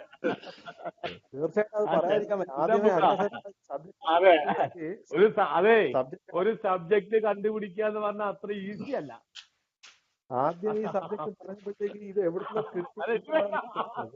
പക്ഷെ പിന്നീട് എന്തായാലും പറയാതിരിക്കാൻ പറ്റും. ഹരിയാസേട്ടനും അതിനൊരു താങ്ക്സ്. ഓക്കെ, അടുത്തത് ആരാ? അടുത്ത ആള് ടീച്ചർ കേൾക്കുന്നുണ്ടോ? ഞാൻ കേൾക്കുന്നുണ്ട്. അപ്പൊ ഞാൻ ഇന്നത്തെ എന്റെ ഒരു അവസ്ഥ എന്ന് പറഞ്ഞാൽ, ഞാനേ കുറച്ചു നേരം പറഞ്ഞു കഴിഞ്ഞ് അന്നേരം അത് കഴിഞ്ഞ് കയറി മാഷിന്റെ സംസാരം കുറച്ച് കേട്ട് അതിന്റെ ഇടയ്ക്ക് വേറെ ചില കാര്യങ്ങൾ വന്നതുകൊണ്ട് അത് ഒന്ന് ശരിയായി ഗ്രഹിക്കാൻ എനിക്ക് കഴിഞ്ഞില്ല. പിന്നെ ഇപ്പൊ നിങ്ങൾ വിളിച്ചപ്പം സംഭവിച്ചത് എന്നാന്ന് വെച്ചാൽ ഞാനും മാഷും കൂടി അമ്മേനെ പിടിച്ച് എഴുന്നേൽപ്പിക്കുമായിരുന്നു. അപ്പൊ ഇതിങ്ങനെ മ്യൂട്ട് ചെയ്ത് വെച്ചിട്ട് എനിക്ക് പെട്ടെന്ന് അത് അൺമ്യൂട്ട് ആക്കാനും പറ്റിയില്ല. അങ്ങനെ താമസിച്ചതാണ്. അതുകൊണ്ട് ഞാൻ ഇന്നൊരു നന്ദി പറയാൻ പിന്നെ യോഗ്യയല്ല. ബിനോയ് മാഷിക്ക് നന്ദി പറയാൻ ഇഷ്ടമില്ലാഞ്ഞിട്ടല്ല, ശരിയായി ഞാൻ കേട്ടില്ല, എന്റെ കുഴപ്പമാണ്. അതുകൊണ്ട് ഞാൻ ആ കാര്യങ്ങൾ മനസ്സിലാകാത്തത് കൊണ്ട് ഞാൻ ഒന്നും പറയുന്നില്ല കാര്യത്തെ കുറിച്ച്. ഓക്കെ. അടുത്തത് സനോജ് കേൾക്കുന്നുണ്ടോ? സനോജ് കോഴിക്കോട്. സുഹൃത്തുക്കളെ, ഞാൻ മധ്യാസക്തൻ. ദൈവാനുഗ്രഹത്താലും 7 കൂട്ടായ്മയിലായതിനുകൊണ്ട് ഞാൻ മദ്യപിച്ചില്ല. എന്റെ പേര് ഷിനോജ്. എന്തായാലും ഞാൻ ഇതിൽ കയറാൻ കുറച്ച് നേരം വൈകിപ്പോയി. പറഞ്ഞാല് ഞാൻ ആദ്യം എറണാകുളം ഇന്റർഗ്രൂപ്പിലേക്ക് കയറി, അത് കഴിഞ്ഞിട്ട് പിന്നെ കണ്ണൂരിലേക്ക് കയറി, രണ്ട് വിഷയം കുറച്ച് കുറച്ച് കേട്ട് അത് കഴിഞ്ഞിട്ട് പിന്നെ ഞാൻ അത് ആലോചിച്ച് എപ്പോഴും ഒന്ന് കണ്ടിട്ടുണ്ട്. ഞാൻ ഇത് ജനമൈത്രി ഗ്രൂപ്പില് മാഷയുടെ ഈ സ്പീച്ച് ഉണ്ട് എന്നുള്ള ഞാൻ കണ്ടിട്ടുണ്ട്. പക്ഷെ കാണുന്നില്ലല്ലോ, ഇന്നൊന്നും വന്നില്ലല്ലോ. നോക്കുമ്പോ 26-ാം തീയതി ഡേറ്റിലാണ് അത് ഉള്ളത്. ഇന്നത്തെ ഇതിലൊന്നും കാണുന്നില്ല. അപ്പൊ വേഗം കേറിയാണ്. പക്ഷെ മാഷയുടെ അവസാന ഭാഗം കുറച്ചേ കേൾക്കാൻ പറ്റിയിട്ടുള്ളൂ. എന്തായാലും ഹരിദാസ് ചേട്ടാ ഒന്ന് ഇമെയിലിൽ റെക്കോർഡ് ചെയ്ത് ഒന്ന് അയച്ചു തരണം. കേൾക്കാൻ എന്റെ പെണ്ണുങ്ങളും കൂടെ അപ്പുറം കേൾക്കാൻ വെച്ചിട്ടാണ്.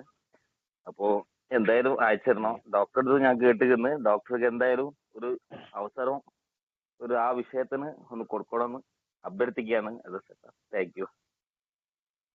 Thank you. ജോസഫ് സാർ എന്ത് പറയണോ? തൊടുപുഴ ഞങ്ങളുടെ ഗ്രൂപ്പിന്റെ മോഡറേറ്റർ കൂടിയാണ് കേട്ടോ അദ്ദേഹം. പ്രിയപ്പെട്ടവരെ, അമിത മദ്യപാന രോഗിയാണ്. ഇന്നലെ ദിവസം കുടിച്ചിട്ടില്ല. പേര് ജോസഫ്. ജോസഫ് സാർ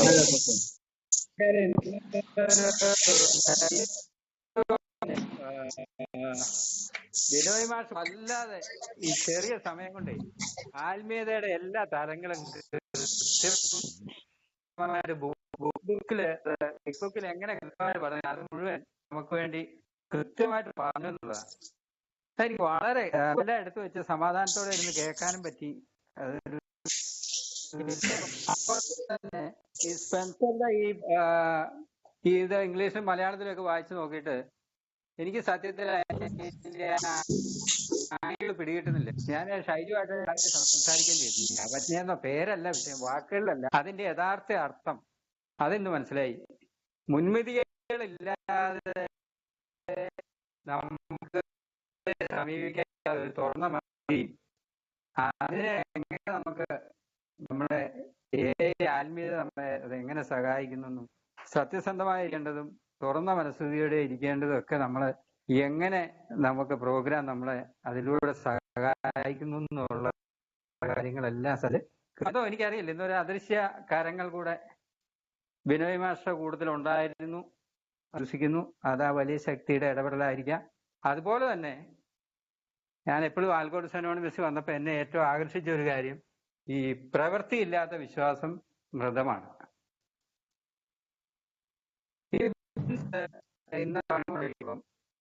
നമ്മളെ പ്രവൃത്തിയില്ലാതെ ഇവിടെ നിന്ന് വായിക്കുവോ അല്ലെങ്കിൽ അർത്ഥമൊന്നും ചെയ്തുകൊണ്ട് മീൻസ് തിരിച്ചു വരില്ല.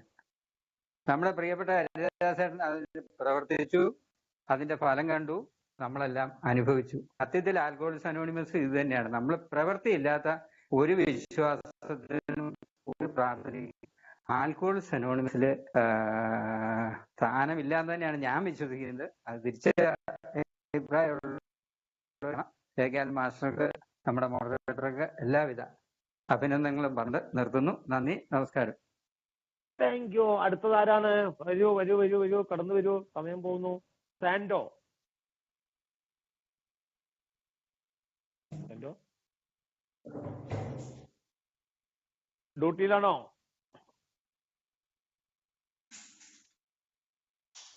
Sunil T U. മധ്യാസക്തനാണ്. എയുടെ കൂട്ടായ്മയിൽ ഈശാന ചെയ്താലും ഇന്നത്തെ ഈ നിമിഷം മദ്യപിച്ചില്ല. എൻ്റെ ഒരു സുനിൽ. ഹായ്. സുനിൽ. ഇന്ന് ശരിക്കും പറഞ്ഞാല് ഈ പ്രോഗ്രാം ഒന്ന് അറ്റൻഡ് ചെയ്യാനായിട്ട് പറ്റാത്ത ഒരു സാഹചര്യമായിരുന്നു. എന്നാൽ അവസരം കിട്ടിയപ്പോൾ കയറിയപ്പോഴേക്കും ഏകദേശം കഴിയുകയും ചെയ്തു. എങ്കിലും സാരമില്ല, പങ്കെടുത്തു എന്നുള്ള ആ ഒരു ഇത് മാത്രമേ ഇന്നുള്ളൂ. പങ്കു ചേർന്നു എന്നുള്ള മാത്രമേ ഒരു ഇതുള്ളൂ. എങ്കിലും പറഞ്ഞത് കേട്ടിട്ട് വിഷയമാണ് അവതരിപ്പിച്ചെന്ന് തോന്നുന്നു. എന്തായാലും മാഷിനും നമ്മുടെ ഹരിദാസ് ചേട്ടനും മോഡറേറ്റർ ആയിരുന്ന നമുക്ക് എല്ലാവർക്കും ഒരു നല്ലത് ആശംസിച്ചുകൊണ്ട് ഞാൻ എന്റെ വാക്കുകൾ അവസാനിപ്പിക്കുന്നു. നന്ദി, നമസ്കാരം. അടുത്തത് അനീഷൻ, ബാംഗ്ലൂർ. സോറി, ഞാൻ ഡ്യൂട്ടിയിലായിരുന്നത് കേൾക്കാൻ പറ്റിയില്ല. എന്നായിരുന്നാലും പങ്കുചേരാൻ പറ്റി. എന്നാലും ബിനോയ് മാസ്റ്ററെ ഞാൻ 2-3 പ്രാവശ്യം ഞാൻ കേട്ടിട്ടുണ്ട്, ഡയറക്റ്റ് കേട്ടിട്ടുള്ള ആളാണ്. പക്ഷെ എന്തായാലും ബിനോയ് മാഷിനും പിന്നെ ഹരിദാസേട്ടൻ പറഞ്ഞ പോലെ ഈ സബ്ജക്ട് കണ്ടുപിടിച്ച ഹരിദാസേട്ടനും വളരെയധികം നന്ദിയുണ്ട്. നിങ്ങള് പറഞ്ഞിട്ട് തന്നെ പറഞ്ഞ, കാരണം അതൊക്കെ പറയാണ്ടിരിക്കാൻ പറ്റൂലല്ലോ, മോശമല്ലേ?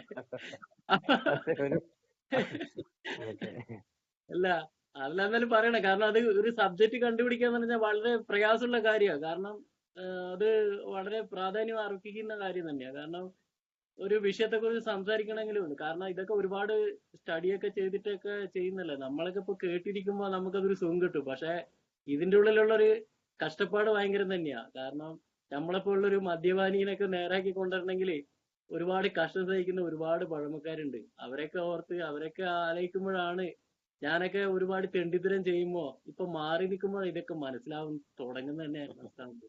അതുകൊണ്ട് വളരെ സന്തോഷമുണ്ട്. കാരണം ഇത്രയും മീറ്റിങ്ങിലൊക്കെ ഇത്രയൊക്കെ വിഷയാവതരണമൊക്കെ നമുക്ക് ഒരുപാട് നല്ല ഗുണങ്ങളും ജീവിതത്തെ ഒരു നേരിട്ട് കാണാൻ തന്നെ ആ ഒരു നമുക്കില്ലാത്ത പോയൊരു ഭാഗ്യം നിങ്ങളുടെ കൂടി കിട്ടുന്നുണ്ടല്ലോ. കാരണം നമുക്കൊന്നും ചിന്തിക്കാൻ പറ്റാത്തടത്തിലാണല്ലോ ഓരോന്ന്.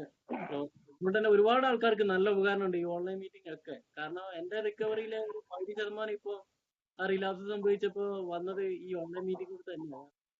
ഫിസിക്കൽ മീറ്റിങ്ങിനെ കുറ്റം പറഞ്ഞല്ല, അതിലില്ലാത്ത ഒരുപാട് കാര്യങ്ങൾ ഒരുപാട് ആൾക്കാർ ബന്ധപ്പെടുന്ന സമയത്ത് ആ ഒരു ശക്തി ശരിക്കും പറഞ്ഞാൽ അനുഭവിച്ച് അറിയുന്നുണ്ട് ഇപ്പോ.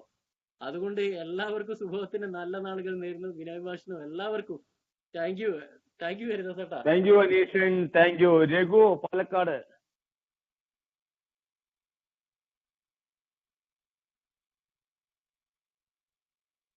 ഞാൻ ഊണ് കഴിച്ചുകൊണ്ടിരിക്കുകയാണ്. ശരി, നന്നായിട്ട് ഊണ് കഴിക്കോ, ആരോഗ്യം വരട്ടെ. ലോക്ക്ഡൌൺ അല്ലേ. നമുക്കൊരു കാര്യം ചെയ്യാം, മാഷ്ക്ക് പോകണം. മാഷേ, നമ്മുടെ ഇത് മീറ്റിംഗ് 4 മണി വരെ ഉള്ളതാണ്. അത് കാരണം കൊണ്ട് ഞാൻ ഇറങ്ങിക്കോട്ടെ. വളരെ സന്തോഷം. മാഷേ ഒരു ചോദ്യം ചോദിക്കാനുണ്ടായിരുന്നു മാഷേ. ചോദിച്ചോളൂ. ഇനി ചോദ്യം ആരാള് ഇത്ര നേരമായിട്ട് ഞാൻ രമേശൻ വടകരയാണ്. മാഷെ ഞാന് 8 കൊല്ലോ 4 മാസമോ പിന്നെ ഇന്നേക്ക് 28 ദിവസമായി ആൽക്കഹോളിക് അനോണിമസിന്റെ കൂട്ടായ്മയെ കൂടി സഞ്ചരിക്കുന്നത്. വലിയ വിദ്യാഭ്യാസം ഒന്നുമില്ല മാഷെ. എനിക്ക് എന്താ പറഞ്ഞാൽ 1-ാം പടിയും 12-ാം പടിയും ഞാൻ കൃത്യമായിട്ട് ചെയ്യുന്നുണ്ട്. ബാക്കിയൊന്നും എനിക്ക് ചെയ്ത് ആകാനാകുന്നില്ല. എന്താ പറഞ്ഞാൽ എനിക്ക് വലിയ വിദ്യാഭ്യാസം ഇല്ല, കൃത്യമായിട്ട് ഇത് വായിക്കാൻ അറിഞ്ഞൂടാ. അപ്പൊ ഞാൻ എന്ത് ചെയ്യണം മാഷെ? ഞാൻ പറയാം. ഈ വിദ്യാഭ്യാസവും എയുമായിട്ട് വലിയ ബന്ധമൊന്നുമില്ല. വിദ്യാഭ്യാസം ഉണ്ടെങ്കിൽ കുറച്ചും കൂടി എളുപ്പത്തിൽ കാര്യങ്ങൾ, അതായത് പുസ്തകങ്ങളുടെ ഒക്കെ സഹായത്തോടെ മനസ്സിലാക്കാനുള്ള സഹായമുണ്ട് എന്ന് മാത്രമേ ഉള്ളൂ. പക്ഷെ വിദ്യാഭ്യാസമുള്ള എല്ലാവരും മനസ്സിലാക്കിക്കൊള്ളണമെന്നില്ല. മനസ്സുണ്ടാവുക എന്നുള്ളത് തന്നെയാണ് ഏറ്റവും വലുത്. രമേശൻ ചെയ്യേണ്ടത് നിങ്ങളുടെ നാട്ടിലുള്ള ഏതെങ്കിലും കുറച്ചു കാലം മുമ്പേ രമേശിനേക്കാളും അല്പം കൂടെ ഒക്കെ മുമ്പേ എയിൽ വന്നിട്ട് ഈ ഒരു രീതിയിലാണ് ജീവിക്കുന്നത് എന്ന് രമേശന് തോന്നുന്ന ഒരാളുണ്ടെങ്കിൽ അയാളോട് എനിക്ക് ഈ കാര്യങ്ങളെ കുറിച്ചൊന്ന് അറിഞ്ഞാൽ കൊള്ളാമെന്നൊരു ആഗ്രഹമുണ്ട്, എപ്പോഴെങ്കിലുമൊക്കെ ഒന്ന് പറഞ്ഞു തരാൻ പറ്റൂ എന്നൊന്ന് ചോദിക്കുക. അതുപോലെ ഇപ്പോ രമേശൻ അറിയാവുന്ന ഒരുപാട് ആളുകൾ ഈ ഗ്രൂപ്പുകളിലൂടെ ഒക്കെ പരിചയപ്പെട്ടിട്ടുണ്ട്. അപ്പോൾ നമുക്ക് ചേരും, നമുക്ക് മാനസികമായിട്ട് ഇടപെടാൻ പറ്റുന്ന ഒരാളാണ് അയാളെന്ന് തോന്നുന്നെങ്കിൽ അത്തരം സംശയങ്ങളോ മറ്റു കാര്യങ്ങളോ ഒക്കെ വരുമ്പോൾ അവരോടും ഒന്ന് ചോദിക്കുന്നതിന് കുഴപ്പമില്ല. ഏറ്റവും നല്ലത് നമ്മുടെ നാട്ടിൽ തന്നെ നമുക്കൊരാളെ കണ്ടെത്താൻ പറ്റുകയാണെങ്കിൽ നമുക്ക് കുറേയും കൂടെ എളുപ്പമുണ്ട്. വേണ്ടത് എന്താന്ന് ചോദിച്ചാൽ രമേശൻ അയാളെ വിശ്വാസം ഉണ്ടായിരിക്കണം. അയാളെ എനിക്ക് ഇത്തരം കാര്യങ്ങൾ വിശ്വസ്തയോടെ പറഞ്ഞു തരാൻ പറ്റിയ ആളാണ് എന്ന് രമേശന് ബോധ്യമുള്ള ഒരാളെ, രമേശിനേക്കാൾ ഒരുപാട് വർഷം മുകളിൽ പോയിക്കോളണം നിർബന്ധമില്ല, എയുടെ ജീവിത രീതിയിൽ കൂടെ പോകുന്ന അത്യാവശ്യ കാര്യങ്ങൾ അറിയാവുന്നത് എന്ന് രമേശന് തോന്നുന്ന ഒരാളെ രമേശൻ സമീപിക്കുക. എനിക്കൊന്ന് ഈ കാര്യങ്ങളെ കുറിച്ച് അറിഞ്ഞാൽ കൊള്ളാമെന്നുണ്ട്, ഒന്ന് പറഞ്ഞു തരാൻ പറ്റുമോ എന്ന് ചോദിക്കുക. അപ്പോൾ അയാൾ രമേശിനെ സഹായിക്കും, എന്താണെങ്കിലും സഹായിക്കും. ഈ 1ഉം 12ഉം പടി മാത്രം ചെയ്യുമ്പോൾ ഉണ്ടാവുന്ന പ്രശ്നം, നമ്മൾ അതിനെ ഏത് പറയുക, 2 സ്റ്റെപ്പിംഗ് എന്നാ പറയുക. 2 പടി മാത്രമാണ് 2 സ്റ്റെപ്പിംഗ് എന്ന് പറയുക. 1-ാം പടി ഏറ്റവും ഞാൻ മദ്യത്തിന് ശക്തിയാണ് സമ്മതിച്ചു, 2ാമത് ഈ സന്ദേശം മറ്റുള്ളവർക്ക് കൊടുത്തു. അതിലൂടെ കുടിക്കാതിരിക്കുക എന്നുള്ളത് മാത്രമാണ് നടക്കുക. പക്ഷേ നമുക്കുണ്ടാവേണ്ട നേരത്തെ പറഞ്ഞ ആ ഒരു ആത്മീയമായ അനുഭവമോ അല്ലെങ്കിൽ 3-ാം പടിയുടെ പ്രയർ പറയുന്ന പോലെയുള്ള ആ ഒരു സന്തോഷമോ ഒരു പുനർജന്മമോ ഒന്നും സംഭവിക്കുന്നില്ല, കുടിക്കുന്നില്ല. പക്ഷെ മറ്റൊരുപാട് കുടി മാത്രമല്ല, ഏര് വന്നു കഴിയുമ്പോൾ ഒരുപാട് പ്രശ്നങ്ങൾ എനിക്കുണ്ട് എന്ന് തിരിച്ചറിയുന്നത് ഞാൻ എൻ്റെ ഉള്ളിലേക്ക് കടന്നു ചെല്ലുമ്പോഴാണ്. 3, 4, 5 3 വന്നാൽ 4, 5, 6 പടികളിലൂടെ വീട് വൃത്തിയാക്കൽ രമേശന് പറ്റുന്നത് പോലെ ചെയ്താൽ മതി. ഇന്നതുപോലെ ഇത്ര ആഴത്തിൽ എന്നുള്ള കണക്കൊന്നുമില്ല, ഇത്ര ഡോസ് അല്ലെങ്കിൽ ഇത്ര മാതിരി കഴിക്കണം എന്നുള്ള കണക്കൊന്നുമില്ല. അത് നമ്മൾ തിരിച്ചറിയുന്നത് പോലെ നമ്മൾ ചെയ്തുകൊണ്ടേയിരുന്നാൽ ഞാൻ അവസാനം പറഞ്ഞ ആ ഒരു അവസ്ഥയിൽ ഇന്നിനെ കുറിച്ചോ നാളെയെ കുറിച്ചോ മറ്റന്നാളിനെ കുറിച്ചോ ആശങ്കകളില്ലാതെ നമുക്കൊരു ആത്മീയ വിശ്വാസത്തോടെ പുനർജനിക്കാൻ പറ്റും.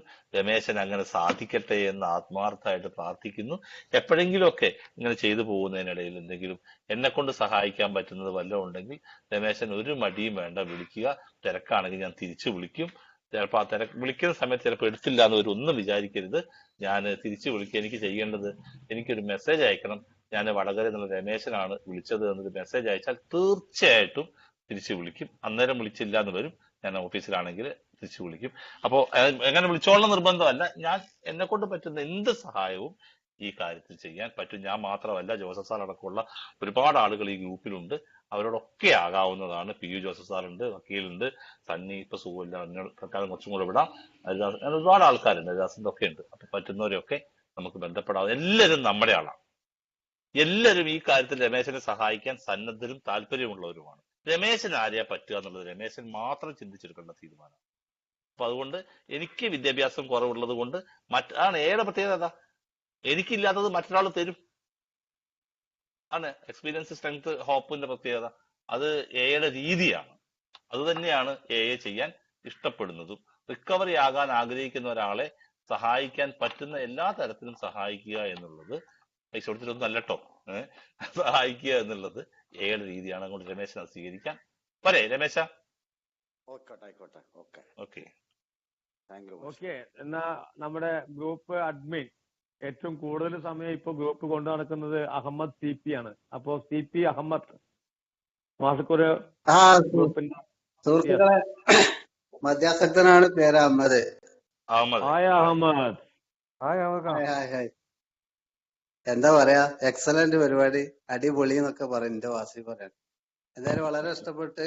മാസത്തിൽ എന്തായാലും നാളെ ഭയക്കൂല എന്നുള്ള എന്തായാലും വളരെ നല്ല ഏനെ കുറിച്ച് എല്ലാ കാര്യങ്ങളും ഇപ്പൊ കൂടുതലായിട്ട് ഇപ്പൊ പഠിക്കാൻ മനസ്സിലാക്കാൻ സാധിക്കുന്നുണ്ട്. അതനുസരിച്ച് ഇപ്പൊ മുന്നോട്ട് പ്രവർത്തിക്കാനും കഴിയുന്നുണ്ട്. അതൊക്കെ തന്നെയാണ്. പിന്നെ ഹരിദാസേട്ടൻ അതിന് നമ്മൾക്ക് സപ്പോർട്ടായിട്ട് എപ്പോഴും കൂടെ നിൽക്കുന്നുണ്ട്. എന്തൊരു കാര്യത്തിനാണെങ്കിലും എല്ലായിടത്തും എന്ത് കാര്യത്തിനും സഹായിക്കുന്നുണ്ട്. അത് തന്നെ വലിയ ഭാഗ്യം. അപ്പൊ എല്ലാവർക്കും നന്ദി. മാഷകൾക്ക് പ്രത്യേകം നന്ദി. Okay, thank you. Thank you Ahmed, thank you very much. Anilkumar. ഞാനൊരു അമിത മധ്യാസക്തൻ, ദേവൂർവേലം വേട കൂട്ടായ്മയിലും സംബന്ധിച്ചില്ല. എന്റെ പേര് അനിൽ അഷ്ടമുടി. ഇന്ന് രാവിലെ മുതൽ തന്നെ ഈ മീറ്റിംഗിൽ പങ്കെടുക്കാൻ വേണ്ടി ഷൈജു പറഞ്ഞ കാത്തിരിക്കുമായിരുന്നു. പക്ഷെ അതിനിടയ്ക്കാണ് ഈ നെറ്റ്വർക്കിന്റെ പ്രശ്നങ്ങളൊക്കെ വന്നത്. പക്ഷെ എന്നിരുന്നാലും ഷൈജു തന്നെ വിളിച്ച് ഇത്ര സമയത്ത് കയറാൻ പറ്റും എന്നൊക്കെയുള്ള ഒരു ഇത് പറഞ്ഞപ്പോഴത്തേക്കും വളരെ സന്തോഷമായി. എന്തായാലും വിനയ് മാഷ് പറഞ്ഞ കാര്യങ്ങളൊക്കെ വളരെ ശ്രദ്ധാപൂർവം കേട്ടിരിക്കാനും അതിൽ ഉള്ള പോയിന്റുകളൊക്കെ നോട്ട് ചെയ്ത് വെക്കാനും ഒക്കെ കഴിഞ്ഞു. അപ്പൊ ഈ 3 പടികളെ പറ്റിയും ഒക്കെ വളരെ കുറച്ചും കൂടെ ആധികാരികമായിട്ട് മനസ്സിലാക്കാനുള്ള ഒരു വേദിയായിട്ട് ഞാനിതിനെ കണക്കാക്കുന്നു. എന്നിരുന്നാലും മാഷിന് വളരെയധികം നന്ദിയുണ്ട്. ഇത്ര സിമ്പിളായിട്ട് ഈ കാര്യങ്ങൾ വളരെ ബിഗ് ബുക്കിലെ പേജുകൾ സഹിതം ഇങ്ങനെ പറഞ്ഞു തരാൻ പറ്റിയതിൽ അതില് വളരെയധികം സന്തോഷമുണ്ട്. മാഷക്ക് എല്ലാവിധ ആശംസകളും നേരുന്നു. താങ്ക് യു ഹരിദാസ് ചേട്ടാ.